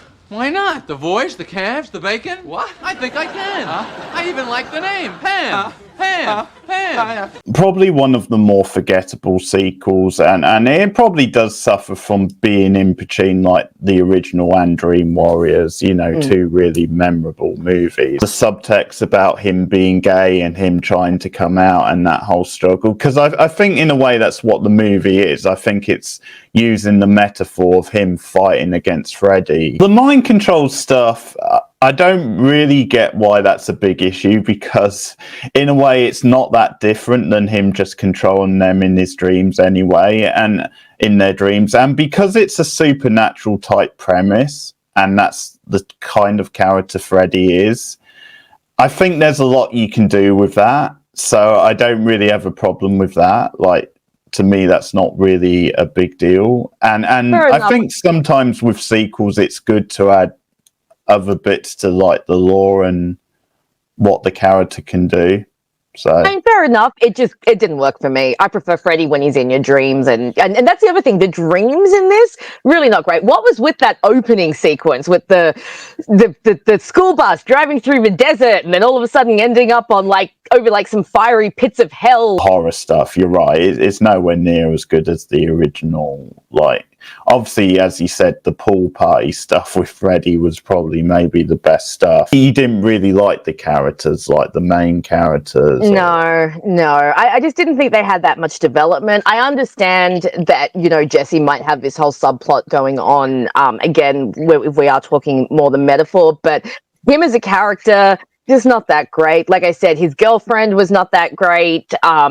She just seemed a bit, I don't know why they never seemed to give me a reason for why she was so attached to Jesse, she just wouldn't leave it alone, like the amount of times he was telling her to go away and he's not interested, and she just kept hanging around like a bad smell. I think she's fine in a way. I think she's likable enough, and I got the impression she cared about Jesse, and I think when the movie's amping up a little bit towards the end because of the stuff when she takes him to the factory and stuff, and that stuff I thought was pretty decent because it shows her being quite proactive, and I quite like them working together a little bit as you got towards the end of the movie. The random stuff with like the gym coach and his like taking. Oh, it's like, where's this plot going? So Jesse randomly goes to a SM gay bar. Yeah, to an SM gay bar. My sister and I were like, what is going on? Is he dreaming? Is this supposed to be like his repressed homosexuality? Like he's dreaming about going to gay clubs, or is he literally? And see, that's the other thing with this movie is I don't think that it didn't flow well. This movie, like it was very jarring. There were lots of scenes that I felt did not connect well, and that was one of them. Like it was like, what is actually happening in this scene? Like, where are we? Are we dreaming? Are we not? All of a sudden now we're in the school showers and he's killing the teacher, and it's really odd. I also feel like they didn't have as much fun with this movie. Like Freddy movies, you're supposed to have fun with them. Like when we talk about Dream Warriors, we'll talk about like the marionette scene and the Freddy worm and, all of this really fun stuff. Or in the first movie, you've got, the massive arms growing or, the Glenn scene. This movie didn't have that. It didn't have that. And even though Freddy is still scary at this point, he still has fun. And like, I wasn't getting that from this film. They weren't having that and I think because they didn't do as much of the dreamscapes in this one. And I think that's my biggest issue. It's like, it's a Freddy movie and where are the dreams? Why aren't we having fun with the dreams? That's probably another nitpick. Then the subtitle is a bit misleading because in a way he's not really getting revenge for anything. But who's he getting revenge on? And for what? Like, yeah. Yeah, I think it's just because it's the second one they called it Freddy, but that's about it. I said, give me the fucking bourbon. That's just one memorable line from this movie. So today we are going to be talking about Nightmare on Elm Street 3, The Dream Warriors from 1987. And this one we'll have to sing it because it would be copyright if I played the actual song. It's one of the best, if not the best, Nightmare sequel.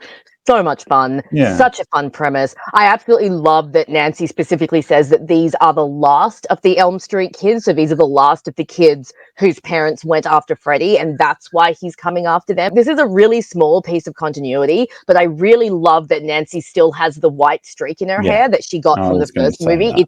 It's a great bit of continuity showing the trauma that she kind of carries with her from Freddy. Love the teens in this movie. They're all really proactive, that they're willing to band together and to take down Freddy. And I think it's really smart how you see they've worked out systems together where one of them will stay up while the other one sleeps. If they have roommates, like they're really smart. They're really on the ball. This is how you do a sequel, especially in this franchise, and it does a great job of expanding on the lore and the universe, and Freddy once again is sort of back to his best, and bringing Nancy back and the twist on her character now, that's a bit of a master stroke. I think John Saxton has a nice cameo. I actually really like Tara. I think she's one of my favorites. She might be my favorite, actually. I've got to dig her sort of punk rock type look, but I think look is awesome, isn't it? Yeah, that is cool. It feels like it's part of the same franchise. It feels like it complements the original movie, but it also does its own thing. It's not just a carbon copy. Spooky old house, which turns out to be Nancy's house. The 1, 2, Freddy's coming for you. Such a great little rhyme. Creepy little girl being all like, it's like, oh no. One of your favorites, favorite horror movie kills with the TV. Welcome to Primetime, bitch. Isn't that fantastic? Such a great scene. It's great, and it's so clever because it sets up that character wants to go to Hollywood and wants to be in like TV or films. So the fact that Freddy uses that against her, and it's a TV set. I really love about that marionette death, not only the special effects with like the vein. So there are certain images and certain things in like movies that really, really get to me, and stuff with veins and wrists always makes me go, Buh. So yeah, watching that scene, I was like literally just like, but it's so effective, and that's why I think it's such a great scene. And what I really love is you see the switches between him just sleepwalking, and they've established that this character sleepwalks. So no one thinks it's very odd to see him walking around at first until the kids start to clue in. And then, I also really love that shot of the massive Freddy holding the marionette strings as he's in the window. Like, that is a fantastic shot. She's alive! She's alive! Yes. My very own Bride of Frankenstein, Rachel McDonald, is still alive. Pop culture icon. You should take that as a compliment. Should have done my hair up for the occasion. The hair is fantastic. Really, really liked the set design for this one. Some of the interior house scenes and some of the scenes in like the labs and stuff, they had these beautiful like arched, ceilings that created a lot of contrast, a lot of shadow. We got a couple of shots of like spooky gothic looking mansion, which I absolutely love. And I thought that was really interesting. There was also this one particular character that I absolutely adored because she was so hysterical. And that was like the maid, her. The old hag, Oh, she was fantastic from the beginning when she's like, the monster's not dead. Make sure he's dead. The woman who played her, I thought did a really good job at making her look very inhuman, and the way she would like move her head and her eyes and stuff like that.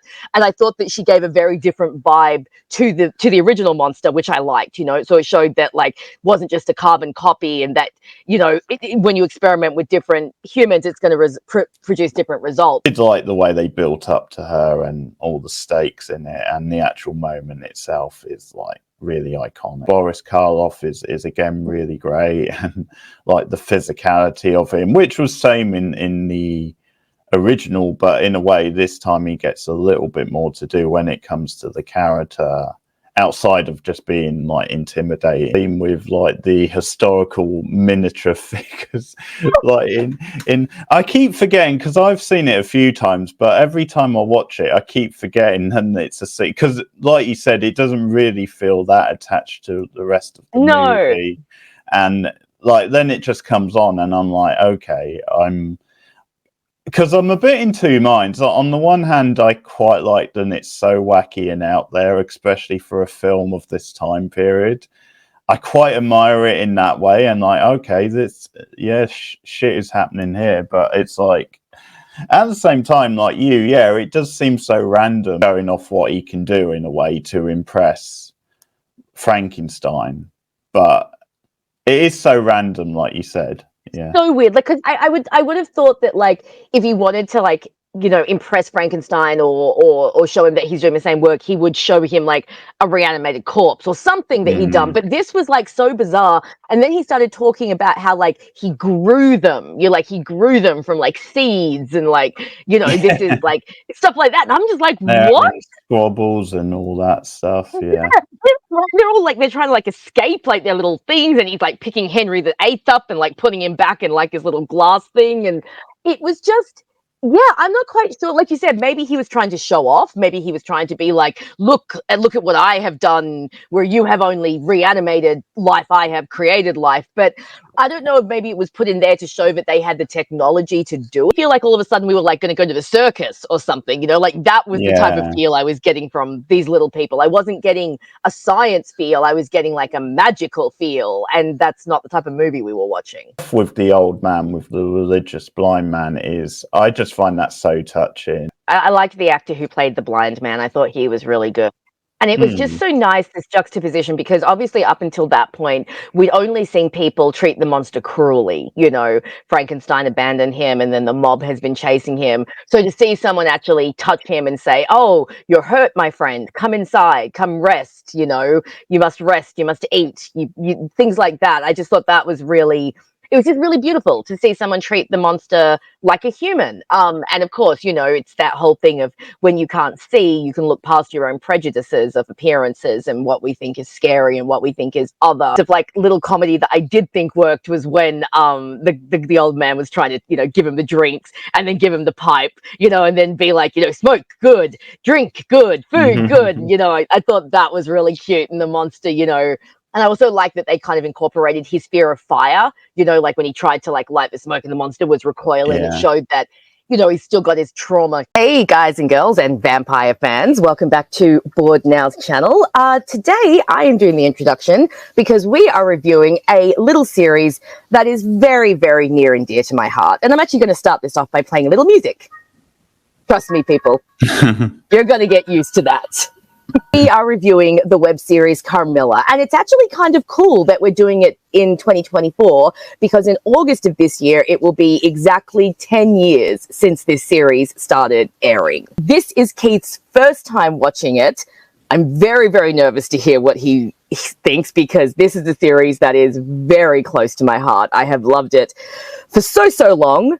So here we go. Our friendship is hanging in the balance. Rachel, what are you making me watch here? Oh, come on. This was absolute trash. This was so Keith, terrible. You're not. This Oh was my God. just so amateurish, and the acting was just so. be. No, It's no. a Let me web finish. series. Let me finish. The acting was so wooden. The pop culture references were on the nose.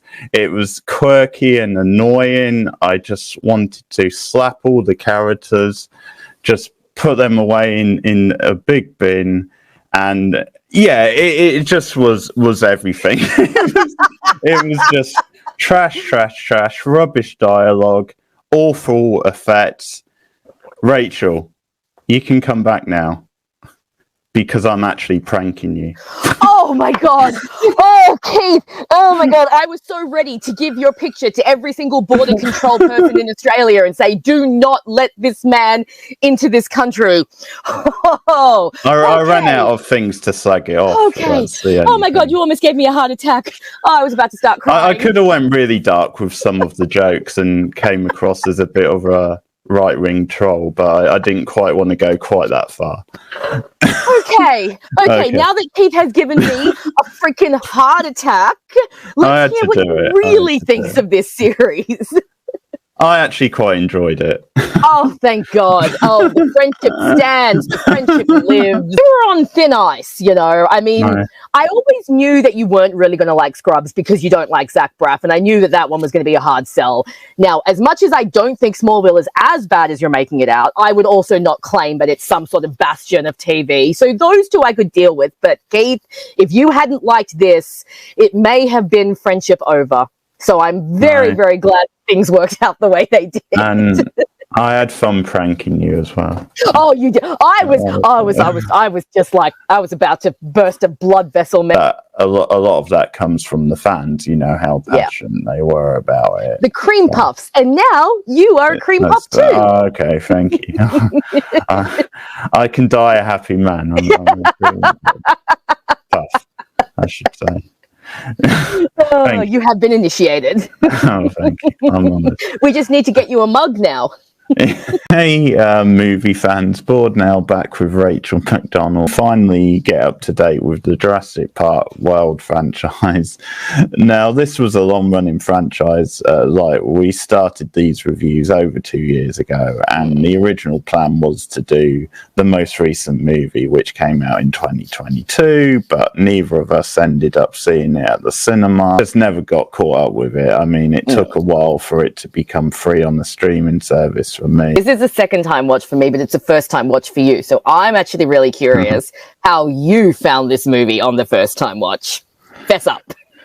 Oh yeah. This was absolute dog shit. This was easily the worst Jurassic movie we've had. And that's including Jurassic Park 3 with the talking raptors and everything. Well, I think the reason is because really, in a way, this franchise is hard to balls up. Like, there's a certain...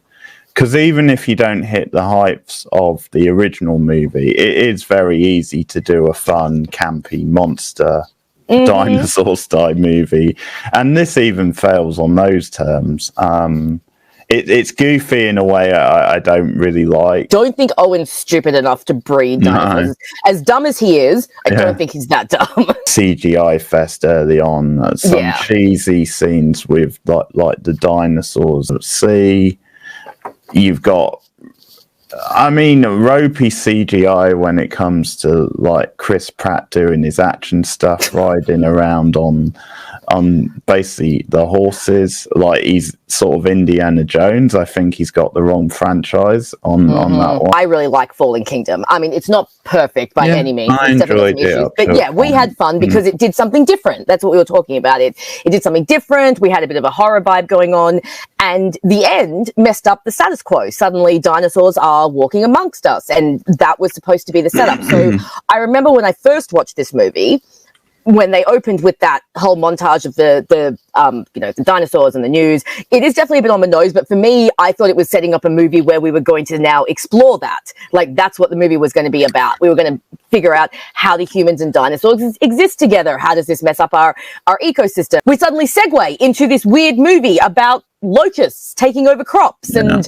some evil corporation called Bison, wanting to own the world's food chain. And suddenly Maisie's being kidnapped and we're in Malta on a spy chase and espionage. And it's like this movie didn't know what it wanted to be. It brought back the three main characters, the three core characters from the original, which, look, I'm always for nostalgia. I enjoy nostalgia more than you enjoy nostalgia. And even this was too much for me. I was watching this going, what is the point? Like, why? Because they served no point. The way they were connected to the story was by the loosest thread. Yeah. We found out that the locusts have DNA from the Cretaceous period. And that's literally the only link. And so somehow, because these locusts have DNA from the Cretaceous period, that means we have to get Alan Grant and Ellie Sattler and Ian Malcolm suddenly back. And it doesn't make any sense. And I think it really shows how little sense it makes having these characters here by the fact that 90% of the movie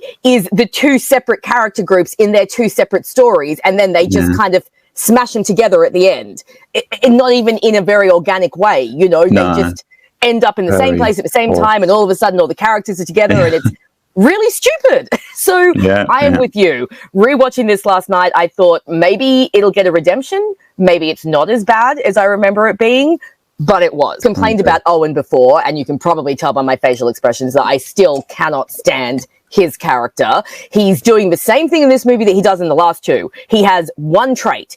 He's cool. Like, literally, that is Owen's entire character. Like, look, he's so cool riding horses with the dinosaurs. Look, he's so cool riding a motorbike through Malta. Look, he's so cool. He freaking... And I remember when Steve and I saw this the first time, we actually burst out laughing. That scene where he literally grabs a dinosaur by the throat. Like, what the hell, man? Oh, that's so dumb, That was so dumb. Dolph Lundgren film with two titles, basically. Dark Angels, a.k.a.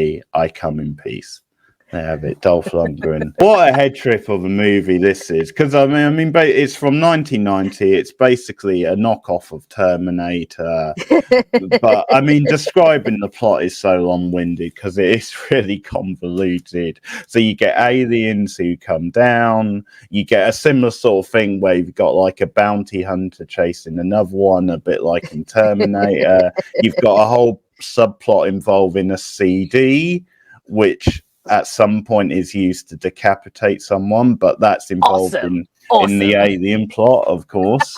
Alien type junkie, so he needs to feed off people or get fuel, and then you've got a whole buddy cop thing. At the start of the movie, his regular partner gets killed off.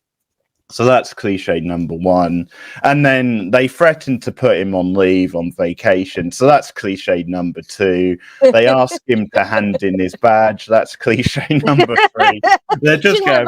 Get a bingo card. They subvert that a little bit because I thought the way they normally go with these things is that he says he's going on vacation, but then of course he goes and does his own thing and goes off the case. But they saddle him with an FBI guy to try and keep him in line. So chalk and cheese. So that in itself is another cliche. So tick on that one. Total mess of a movie, as you can tell, but it is a lot of fun. It does fall into the sort of dumb fun. The one-liners, which pretty much is the last one of the film, is great, which is basically before he kills the alien, because the alien keeps saying, "I come in peace," before killing everyone under the sun.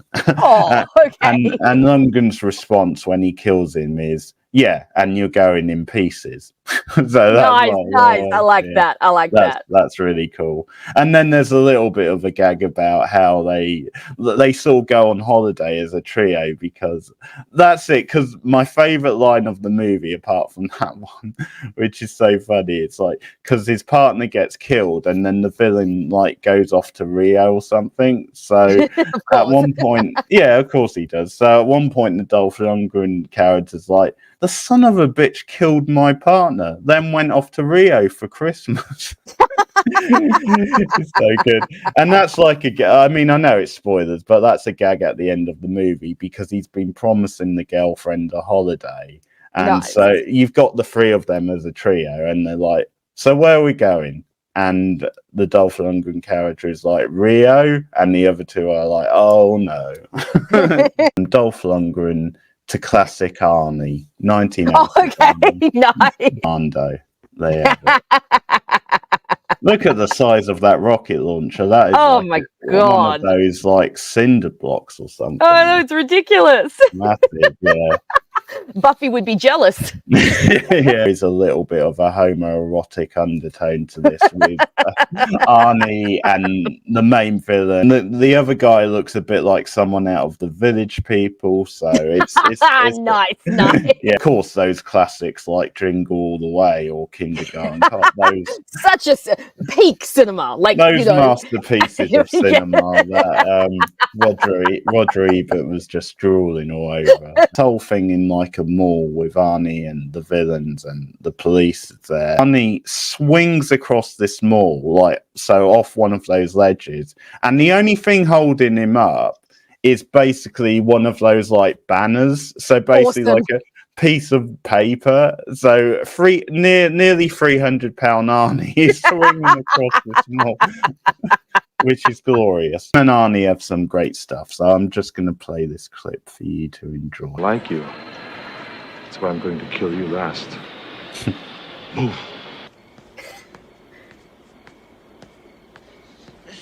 Oh, Arnie means business. This is where it gets good. Sally. Kiss my ass. I can't hear you. I'll say it a little louder than get fucked. Listen, loyalty is very touching, but it is not the most important thing in your life right now. But what is important is gravity. I have to remind you, Sally, this is my weak arm. He's holding my watch. You need me to find your daughter. Where is she? I don't know. He's literally dangling this guy with one arm. God, Arnie's a freaking tank. Remember, Sally, when I promised to kill you last? That's what made you did. I lied. Oh, dang. There you go. Excellent stuff. Big first time watch of the month is the sci-fi show Farscape. People have been saying for ages, you've got to catch up with this show. It's really good. I've heard some really good things about it. I think it's sort of kind of like a cult show in many ways. A throwback show. I'm about 9 episodes in. It feels very much like a space opera almost, like that kind of in the Star Wars mold a little bit, but it also has like elements of other like sci-fi you might have seen. And so Jim Henson, his puppet company, did the creature design and the makeup and stuff, and that's a good place to start because that stuff is great. Like that stuff is right up my alley. There's a lot of like range and depth to it because you get some quirky characters, but you also get characters that are a little bit more intimidating, a little bit more sinister, and I think this sort of show just ticks a lot of the boxes for me, like when it comes to design and like practical sets and things like that. Like how the world of like Farscape feels really lived in. So one of my favorite episodes so far is an episode where they go onto this other ship. Nigel character comes up with people from his past, like, and they're on that whole ship. And I mean, it's a little bit of a messy episode, that one. There's a lot going on, but but that's a good example of what I'm talking about, where like just that whole set where it's very industrial, it's very sort of steampunk, and it's sort of like like a lower budget version of the ship out of Alien in a way, but that's a good example. I really like that sort of throwback where it's all practical. There's a different side to the characters, like a more ruthless side. Mentor character, one of the things he asks for is like the arm, I think it is, of like the pilot of the ship. Quite ruthless. They do go. And later on, even though he's resistant at the time, he's very much like, this is the mission, that kind of thing. The important thing is for us to get home. And obviously Quine's like, what's going on here? Like, he just can't wrap his head around it. Trippy, wacky sort of concepts, playing with time and, you know, time travel. And the characters are good. I really enjoy Zan? Zan, yes, Zan is my favorite. You can't see her in this picture, but I love Zan. Yeah. Yeah, and what I really like about her character is she's the most calm one on the ship, and she's got a lot of knowledge and what have you, but you do then see other sides of her. So when she wants to be, she can be quite badass. Oh, yeah. In the episode I just mentioned, she's pretty ruthless when it comes to going after Rigel and seduce him to try and get the crystal. Steven's going to be so happy. This is one of his favorite shows. He made me watch it. It's not exactly my type of show. We all know I'm not a huge sci-fi fan, but I did get very invested in the characters. Like you, I love Zan. Zan was my absolute favorite. Oh, she's, like you said, just the fact that she's got so much calmness and wisdom, but there's a dark side to her too, and a pragmatic side, and she will do what needs to be done. And there are some great episodes with her coming up. I also love Rigel because I think Rigel has like, he's such a little bastard, you know, he's such a dick. He thinks he's so much better than everyone, but he's got such a dark past. And there's some episodes that delve into that so well. He actually reminds me a bit of Rocket from the Guardian of the Galaxy series. You know, he's like that close-up arsehole. You think he's out for himself, but he's got a lot of trauma and a lot of shit that he needs to deal with. The ship that they live in, Moya, she's alive. Like, I thought that was a really interesting concept. Like, the ship itself is actually alive, and there is a whole episode, I think it's in season 2, that focuses on Moya and focuses on her and Pilot as well, because you find out some background with them, because I think Pilot's another character that's very interesting. And Pilot's one of those characters that, oh my god, because it's a Jim Henson puppet, and because you're always seeing Rigel, and Rigel is so small, you always forget that Pilot is actually huge. Like, every time someone's standing next to Pilot, I'm like, god, I forget that Pilot is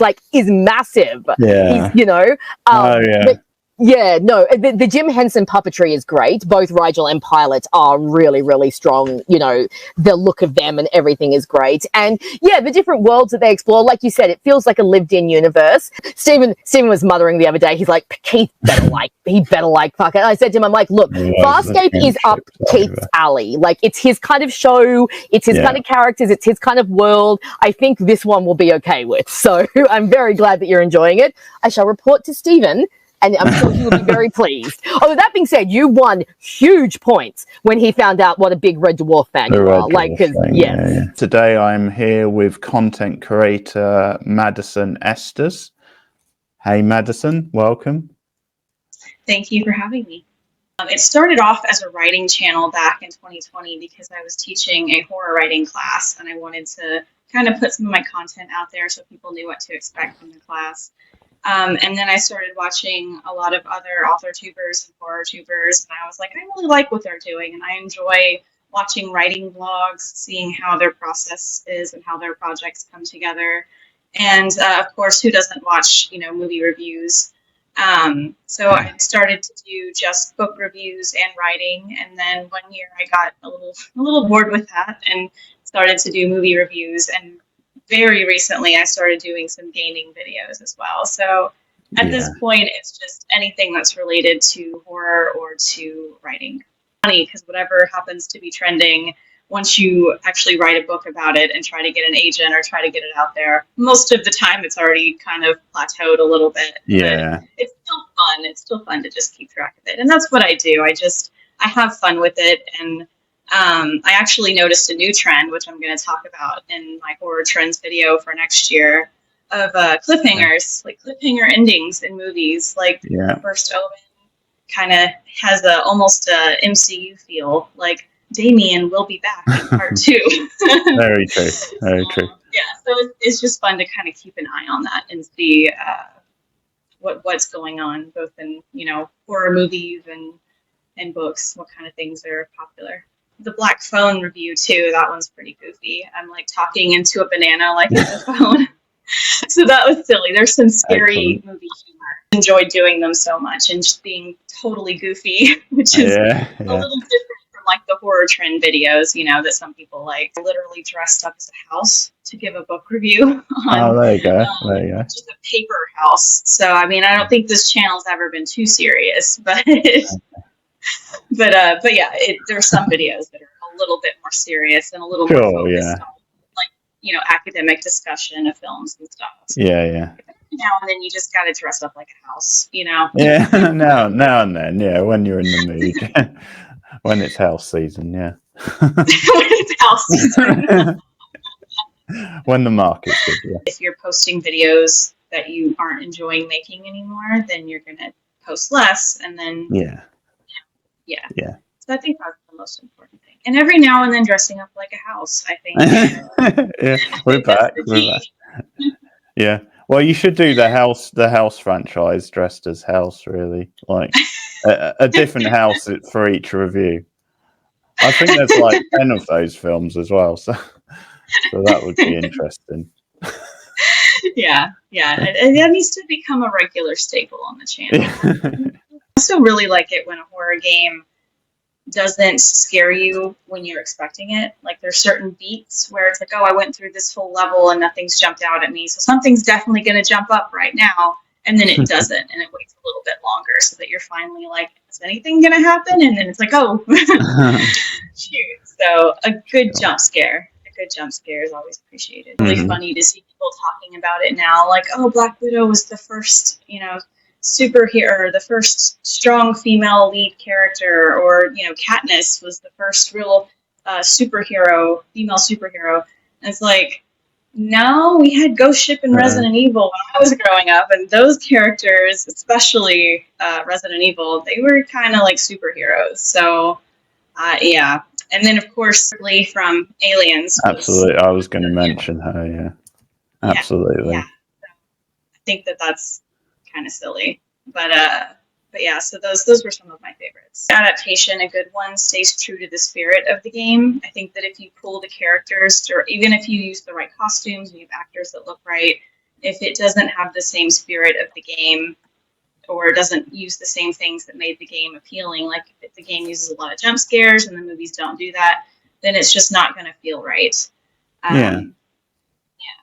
But I do think there's some cases probably where if the video game doesn't have a lot of plot, then the movies could use that opportunity to create that. And I think that we haven't seen too much of that.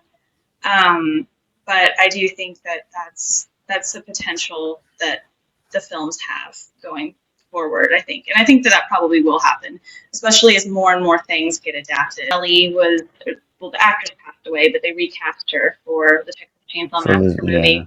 Which was like, why? Because she's only in a couple scenes, and spoilers. Yeah, and she's kind of she's kind of douchey as well in that film. No spoilers, but she's very douchey. Yeah, and you think she's going to come in and be a badass like Jamie Lee Curtis, and she dies. It's really not. Yeah. Do you think the main difference is between doing a short story and trying to do like a full-length novel? What's the different disciplines? People that I've witnessed their process when writing, and a lot of times they don't know how to end chapters on like a cliffhanger. Of course, some of them are like memoirs and things like that, which aren't as demanding as like horror and thrillers. But yeah, and then also just knowing where you're going with it. Short story, usually I have a pretty clear idea of where it's going when I start it. But with a novel, even if you have a pretty clear idea how it's going to end, it's okay, well, how do you get to that point?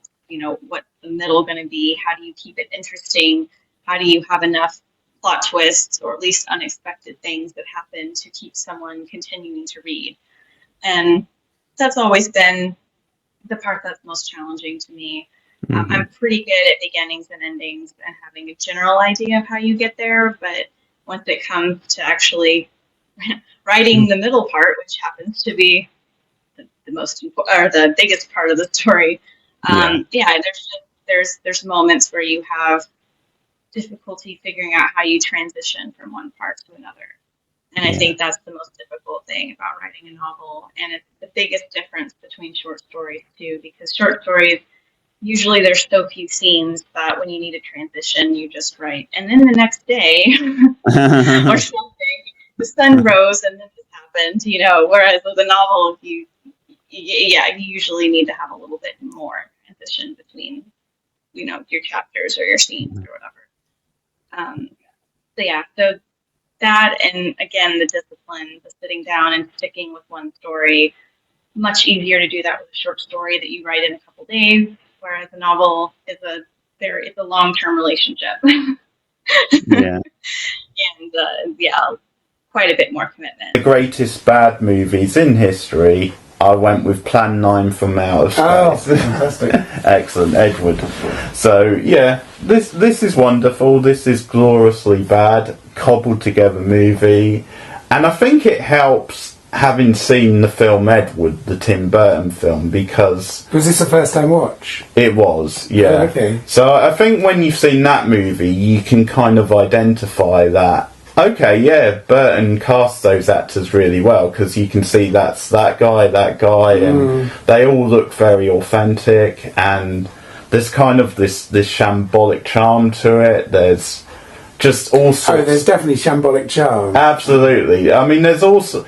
I think the whole thing about someone like Edward is just because there's this naivety to him and there's this wide-eyed innocence, then I think that's why you sort of forgive the film being as bad as it is. Like there's almost this cult that builds up around this kind of director because because of some of the stories and because he was like a genuine sort of film fan. Yeah, I mean, I don't think, I saw The Room recently for the first time. Okay, I mean, but it had the same sort of idea of, every now and again you see a film that's kind of bad, but you think, it's deliberate. And The Room didn't feel that way, and Ed Wood's films, I don't know if have you seen Glen or Glenda and any of the others? I mean, they don't feel kind of deliberately bad. It's like these people are trying to make good films. And that's the kind of, that's what's so brilliant about them. I agree. I think if they're doing it on purpose, it's not funny. Yeah. But it's the fact that there's real passion there. There is actual passion to do something good. And it's just misplaced. Yeah. And it's gloriously misplaced. The guy, and he's knocking over the gravestones as he's walking through the graveyard. He knocks a couple of gravestones.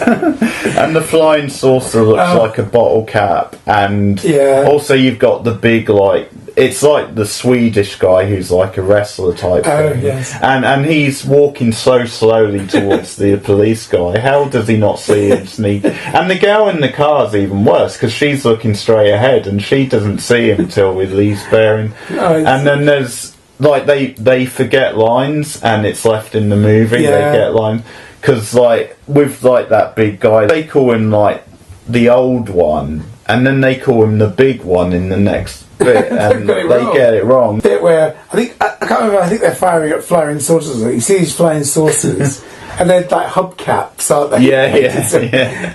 And on wires, and they're kind of bobbing around. They're not at all convincing. But then you see these two soldiers, one of them holding binoculars, but there's just a white background. It's like there's no scenery or anything, there's just a white background. And one of them just goes and you cut to nuclear bombs going off, artillery, and just stock footage, and then he's like, and it all stops. Watched John Ford's Cavalry trilogy, John Wayne's Cavalry trilogy, which is Fort Apache, She Wore a Yellow Ribbon, and Rio Grande, hailed as masterpieces, aren't they? And I always have this thing with John Ford, but I don't get it. Yeah. And I'm appealing to anyone who's to tell me what is the thing with John Ford. It's like Ingmar Bergman, I think, said he was the greatest director that ever lived. Okay. So, I mean, I'm going to talk more about Ford generally. Like, westerns from that sort of era. Like, I've heard described as, like, they influenced quite European sort of filmmakers. Or at least that maybe they see, like, a European style in those films. Well, I don't know. I mean, maybe. Because his films, I think at least the cinematography is quite sort of, like, quite rich and sort of... Well, that's something I was going to talk about. Okay, go on then. It's literally... what... So, okay. So I got as far as Ingmar Bergman, but, you know, Orson Welles just claimed he was a genius. Kurosawa, I think. Right, okay. But, you know, also people like Spielberg and... I mean, obviously... range of directors. The Fablemans, you know, he's got that scene, Spielberg... But he's you know, John Fableman. I don't know what his first name is, but he's Fableman. It's about this family called the Fablemans, and the son wants to be a filmmaker. Okay. And it is, as far as I understand, it's very, very autobiographical. So a character says to this kid, you know, do you want to meet the greatest film director that ever lived? And he's like, who do you mean? And they just kind of, and he's like, Jesus, it's John Ford.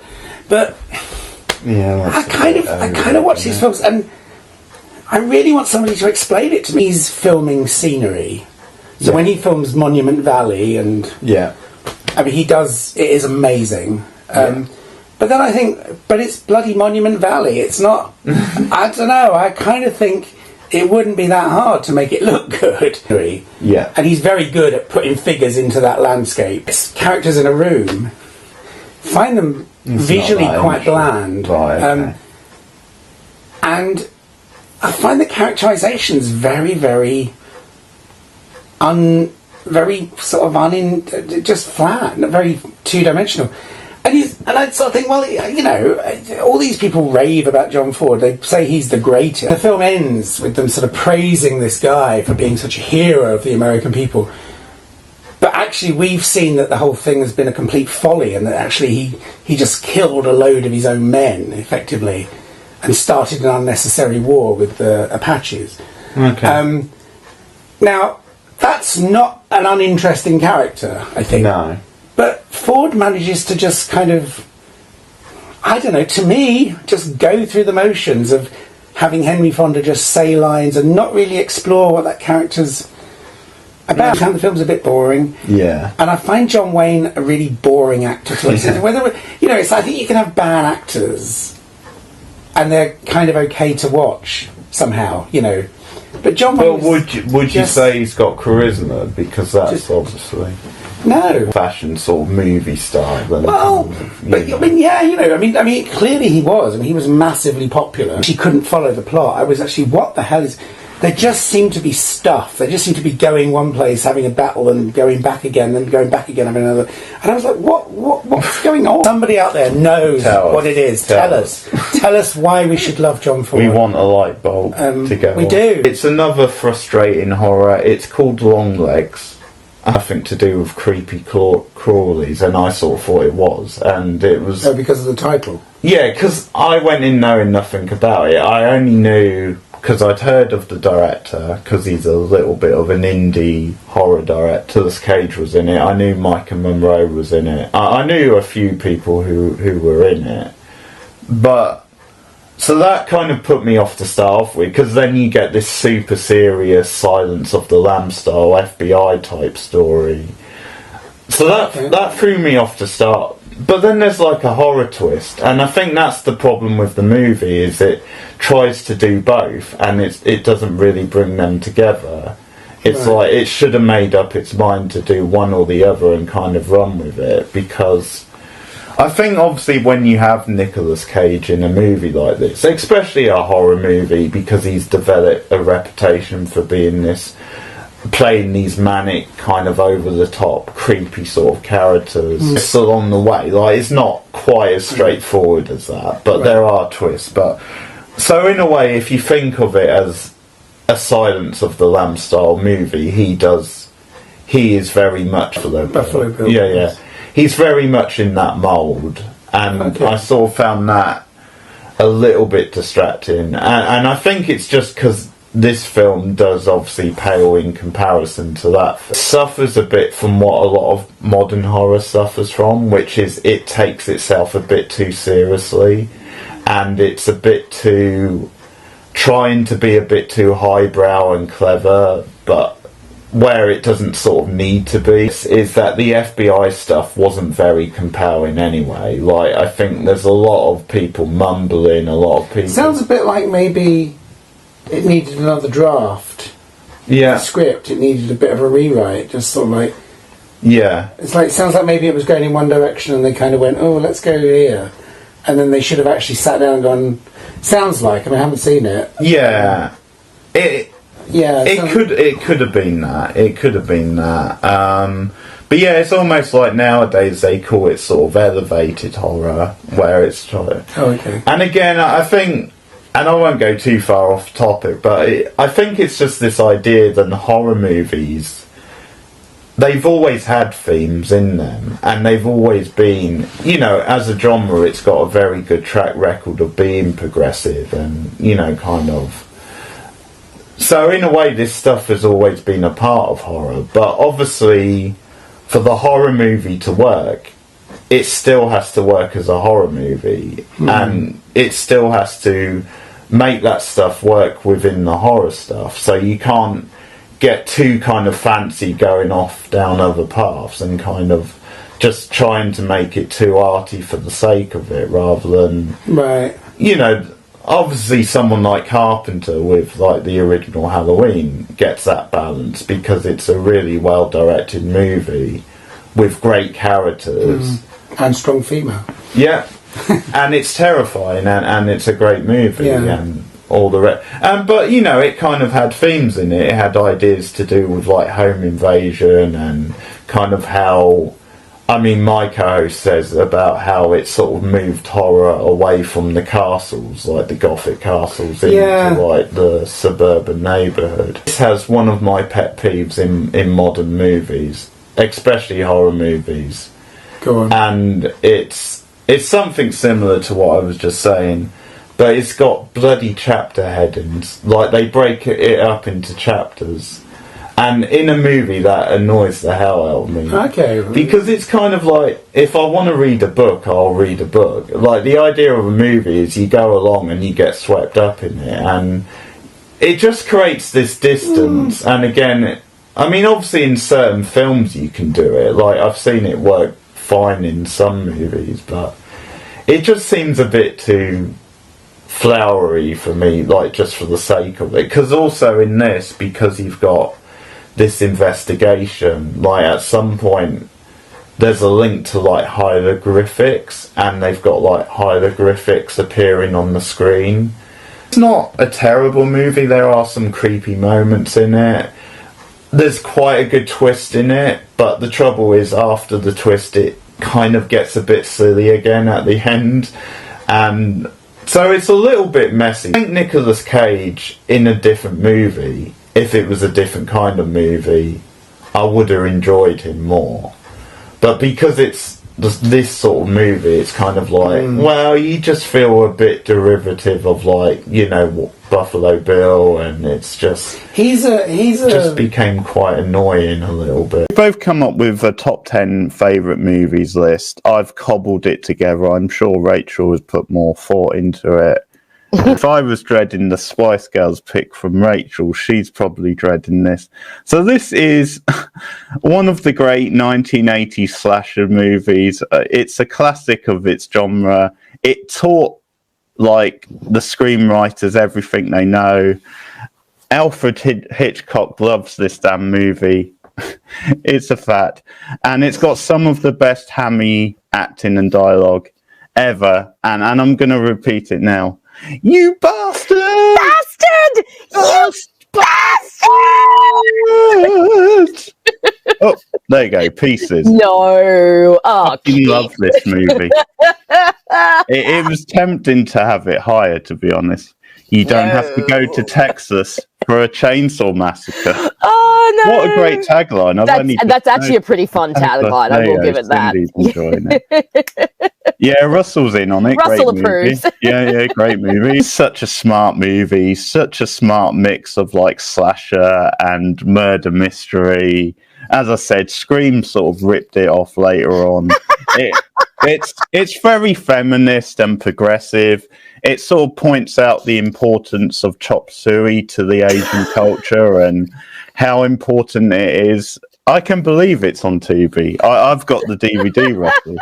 The importance of all to stock up on chop suey and get into the martial arts once in a while. You've got fantastic storylines like the former international tennis star who they thought would be a great choice to go undercover to try and crack there was that stuff. We had that bizarre scene with the tennis court where someone's being killed and all the crisscrossing of like the shots, which didn't seem to add up, but I think that was the genius of that scene. You had a fantastic twist, one of the best twists in cinema. And then you had some great gore, some great moments of gore, some creepy... That I will give it. Yeah, some creepy looking guys.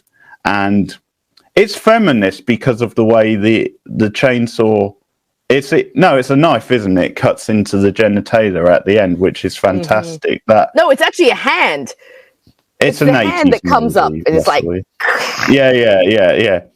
That annoying guy who they were trying to make like the guy who's trying to sleep with anything that moves, basically. Well, he finally got his, didn't he, at the end, and that was fantastic. So, what more can I say? 10 out of 10. This movie is timeless. Sounds a bit strange, Camille. Well, strange but addictive is what I'll say. Just strange. We'll have to watch. Just strange. Strange but addictive, like Keith. King's horses and all the king's men couldn't put the pieces together. Where did this filth come from? Answer me! Answer me! And I can tell you a couple of things about him! Bastard! I'll kill you if I ever find stuff like that in the house again! Go get a plastic bag. I'm gonna burn everything. Don't just stand there! Hurry up, stupid, and bring me a plastic bag to junk this stuff!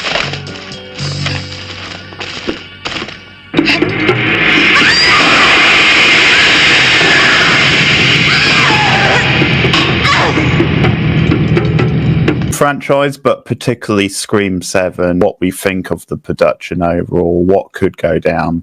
But really the focus is on some of the characters and also this idea of bringing back the legacy characters. He actually survived. Is that the camera too? I would have just look up. Okay. Yes, that's Joel. That's Joel, the cameraman. Popular opinion. A lot of people want Joel to come. Joel's so great. Joel knows what's up.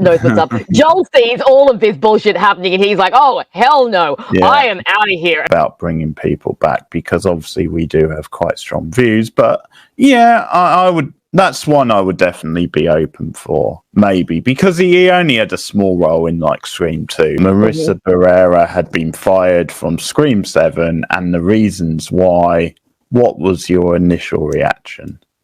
It really left a bad taste in my mouth. I did not like it at all. I mean, I don't want to get too political. That's not what this channel is. But obviously, there's a lot going on in the world right now. And a lot of people feel very strongly about a lot of the conflicts that are happening in the Middle East, Russia and Ukraine and Palestine, Israel, all of that. Melissa, as far as I am concerned, was simply using her platform to spread awareness. And I do not like that the studio used that as an excuse to fire her. Now, I know that since her firing, there have been a lot of different stories that have come out. Some people have said that she left voluntarily. Some people have said that she never got the script. Some people have said that her contract ended at Scream 6. All I know is that one day she was attached to this film and then the next day she wasn't. And it sounded like whatever happened backstage, whatever went down, it sounds like it was dodgy and it was not good. And then what I particularly didn't like is after Melissa left and Jenna decided to step down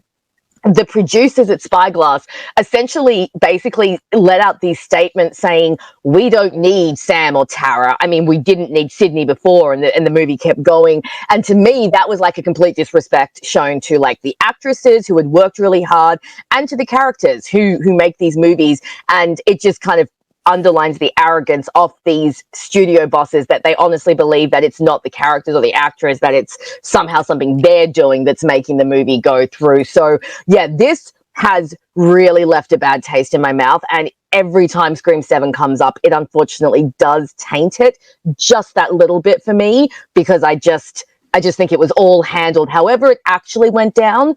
It was all handled really badly from what I could see. You know, what she said, there was nothing controversial about it. I mean, what it amounted to was it was an anti-genocide statement, and that's something anyone should be on board with, no matter their political leanings. Both said it is a shame that they didn't get to finish their trilogy, because Scream 6 was, for me, a big improvement on Scream 5. I did get more into those lead characters in that movie, and I think it's only right that they got to finish their franchise. In creative, like when you've had 3 different directors at this point, and obviously the Happy Death Day director I thought was a good choice at the time. He seemed to fit well for Scream as a franchise.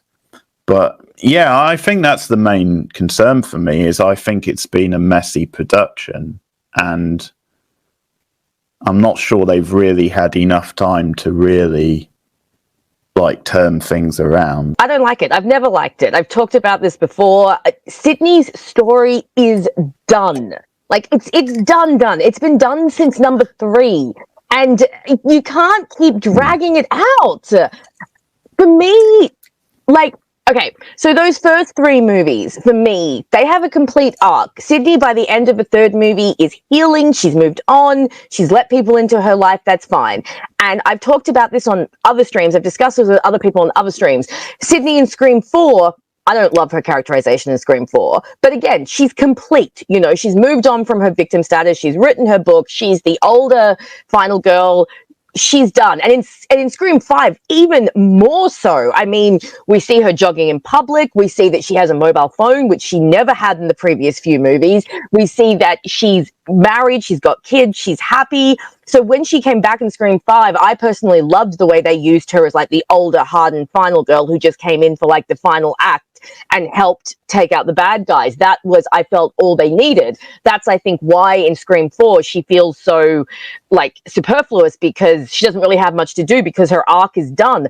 So dragging her back again, you're either going to have to undo all of the work done on her character, which will be a complete disservice to her character, or you somehow have to kickstart a new kind of Ghostface, and it just, I don't think there's anything left to say with Sydney. I think she's done, and bringing her back feels so redundant. And I just feel like once they lost, or whatever happened with Melissa and Jenna, whatever went down, once you no longer had those characters, my thought was, okay, shelve Scream 7, give it a few years, and then come back with different characters. Don't bring Nev back. And I actually remember, as soon as I heard that Melissa and Jenna weren't coming back, I remember thinking to myself, oh God, are they going to drag Nev back into this? Is that the direction they're going to go? And when they announced that Nev was coming back, I didn't feel the usual excitement that I used to feel when I would hear that Nev was coming back to the franchise. Like when they announced Scream 5 and they were like, Nev and Courtney and David are coming back, I was like, oh yeah, that's awesome. But we'd moved on. We had moved on completely. And she'd passed the torch on to Sam. And like I said, even if we weren't going to have Sam and Tara, then we should have had completely new characters. I love Sidney Prescott. She is my favorite final girl of all time. But just let her rest, okay? Like, leave her be. So I am not at all on board with Sydney coming back. And it's one of the reasons that I'm not that excited for Scream 7, because I just don't know. It's just going to be redundant. I just feel like we're just going to tread the same path we've already tread a million times, unless they manage to pull something out of their butts that's really, really fantastic and just blows me away. I don't see myself enjoying Sydney's arc in Scream 7. Did see the new Beetlejuice movie, and This is one I went in not sure how it was going to turn out. Like, I went in maybe thinking it wasn't going to be great because a lot of modern Tim Burton films aren't great. And again, it comes down to that thing of, did we need another Beetlejuice movie? And I know this one has been in development for quite a few years, but yeah, I came out quite positive. I think I had a good time. I think it probably, I know we've talked about this a bit before on this show, but like I did think it was a good use of nostalgia. Like, most of it wasn't too egregious. I think most of it felt, yeah, this is existing in the world of the original movie. And I think a lot of the choices they make a lot of sense. And what the characters are doing at this point in their lives makes a lot of sense based on the first movie. You know, I like little touches like the fact that Delia's hideous artwork is being used now, like it's out in the world. That they bring back, I think, are great. Catherine O'Hara is always great, and they don't really miss a beat. Like, they are still those characters, and they've still got the same sort of energy. And the additional characters I thought were good. I really enjoyed Justin Theroux's character. I thought he was really entertaining in a cringe sort of way. And I'll say the wake scene, and I won't spoil whose wake it is, but that scene was one of the funniest in the movie. Just like everybody's reaction to it was so funny. Too much going on in the movie and too many characters, and you definitely feel that by the end. Like, for a lot of the movie, I didn't really feel it because I was enjoying a lot of the individual scenes. But I think when it piles up towards the end and they're all kind of in the same sort of scene and stuff, I think that's when I felt it more. Because as much as I enjoyed Willem Dafoe's character, I thought his character could have been cut from the movie. And I feel similar about Monica Bellucci. I mean, I think you can see they were having a blast of a time, and that really comes across on screen. And again, Monica Bellucci, I think, is great in the movie, but I just think her character could have been cut. I think those are two characters that probably could have been cut. But, you know, I did enjoy their characters really individually, and also using practical effects. I've got to applaud the film for that, because that's something more blockbusters should do. And I think there was one or two when it was a bit off, but in general, I thought it really paid off using practical effects. And yeah, it was a surprisingly good time, I would say, overall. Like, not perfect, but definitely better than like a Beetlejuice sequel you would expect, really. So yeah, pretty good stuff. Yeah, no, I agree with a lot of those points. I saw Beetlejuice, and I actually saw it twice. This was one of those films where I did see twice, because I actually saw it advance screen for critics, and then my boyfriend wanted to see it because he's a huge Beetlejuice fan. I enjoyed the first one a lot. I love Michael Keaton and stuff. He's my favorite Batman, and so like, you know, I enjoyed that. With that said, like you mentioned about Tim Burton, I feel like he's been kind of imitating himself for some years now when it comes to his own movies, and not in the best way in terms of some of the things he leans on, that kind of just feel like he's just kind of going through the motions for things.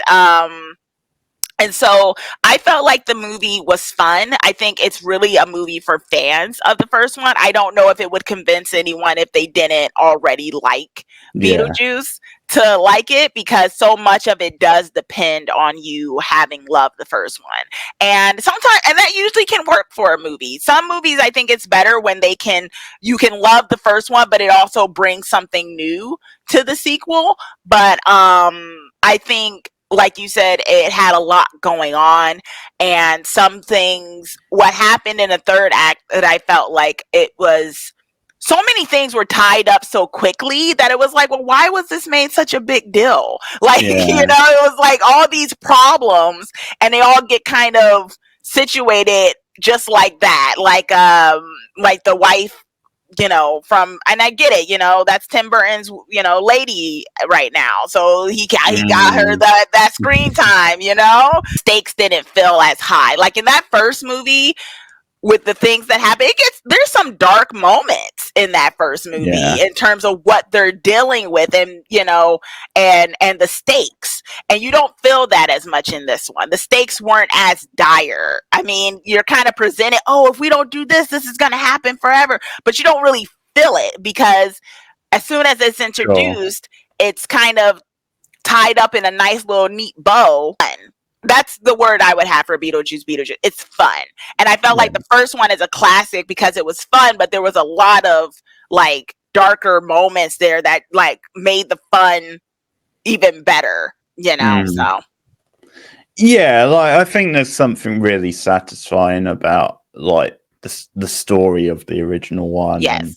And they don't overplay it. It's quite a simple story, and it goes from A to B, and because the character stuff and everything else is so entertaining, like it just sweeps you along. And I think with this it was too overcrowded, and and I again won't really say, but the ending was a bit too like sequel bait as well. That was a bit, we don't need to do this but no, it was surprisingly good. Turkey of the month is the Amazon movie Jackpot. It's or as I like to call it, Shitpot, basically. It's terrible. It's Akafenra and John Cena, both of who I quite like, but they have like zero chemistry. And the whole setup is that it's in the near future, so it's like 2030, and the setup is then in the future people are like killing each other like for their like lottery winnings. So if someone wins the lottery, it's that kind of thing. And so Akafenra's character wins the lottery, and John Cena plays one of these agents who you can hire to protect them. And the problem is, it sort of feels like quite a fun sci-fi premise, but they don't really treat it as a sci-fi. They treat it as a full-blown type comedy. So it's like, well, why are we laughing at all these people being killed off in like these sort of cartoony sort of ways? So I think that's one of the problems, is they should have just made it a sci-fi movie and just treated it a bit more seriously. As I said, the leads have no chemistry, and there's just something about bad humor that just grates a bit more, like, because I think when you watch like a drama or something like that, even if it's bad, you can maybe make fun of it, or you can at least it fades into the background. But there's something about bad humor which really just grates, and this is just so cringe and cheesy. And I mean, just an example of like the terrible humor, like the guy who owns the lottery is literally called Johnny Grand. So that's what they're going for. And he wears like a flamboyant type shirt or like jacket, and it's so lame. This is my least favorite movie of the year out of like new movies. Anyway. Wow. Absolute. Like, I just hated Got a few more months to go. I hated everyone on screen in this movie. And it's one of those movies as well where you get like an extended outtakes in the end credits, and that's never a good sign. And the outtakes, they're so unfunny. Like, the cast are just cracking up left, right, and it's like, why are you cracking up this much? This stuff isn't that funny. And it's one of those things as well, because it's got, the guy who played Stanley in the US Office, he's in it. And there's a scene with him where it's an outtake, and the line delivery in the outtake is better than the line delivery in the actual movie. So they cut the wrong version of his line delivery. That's bad. Yeah, that just shows you. So, yeah, I mean, it's streaming, obviously, so if you want to give it a go, but I really wouldn't bother. It's so bad. So apart from Bluey, which I have seen every episode multiple times, usually once a day at least. The only other show that I've been watching is Bluey, because it's a kids show that does cater to adults as well.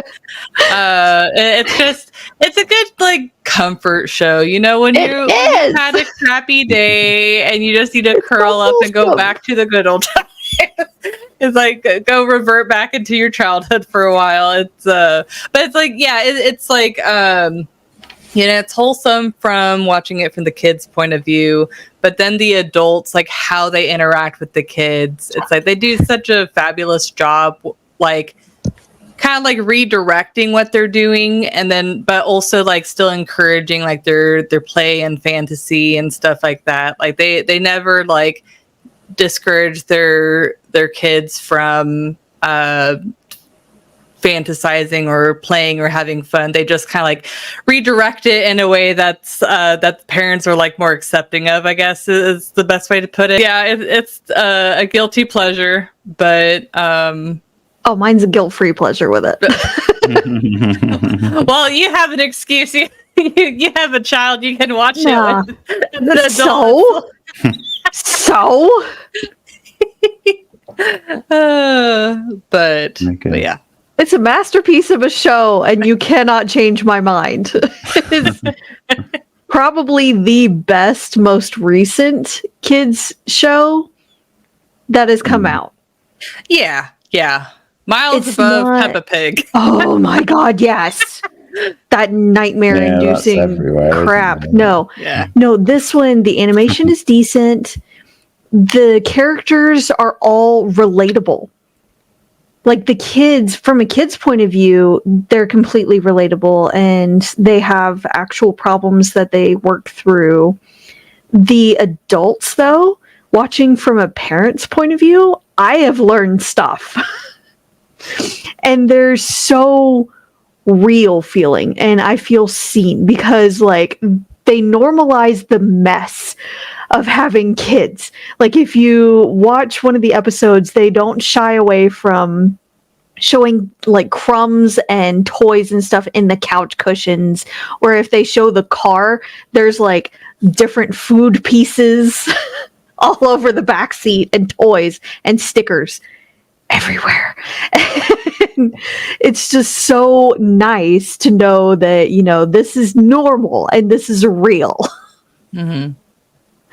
Like all of these other shows that you watch on TV, if they have kids, like the house is still spotless and the car is spotless and everything is nice and perfect, and that's not how it actually is. Because kids are messy. Yeah. So very messy. Learn different things like that in each episode, and it's wonderful. And I wish there was more of them. Okay. Fair enough. Bluey. Okay. Yes. We're jumping all over the place. That's you can pry Bluey from my cold dead hands.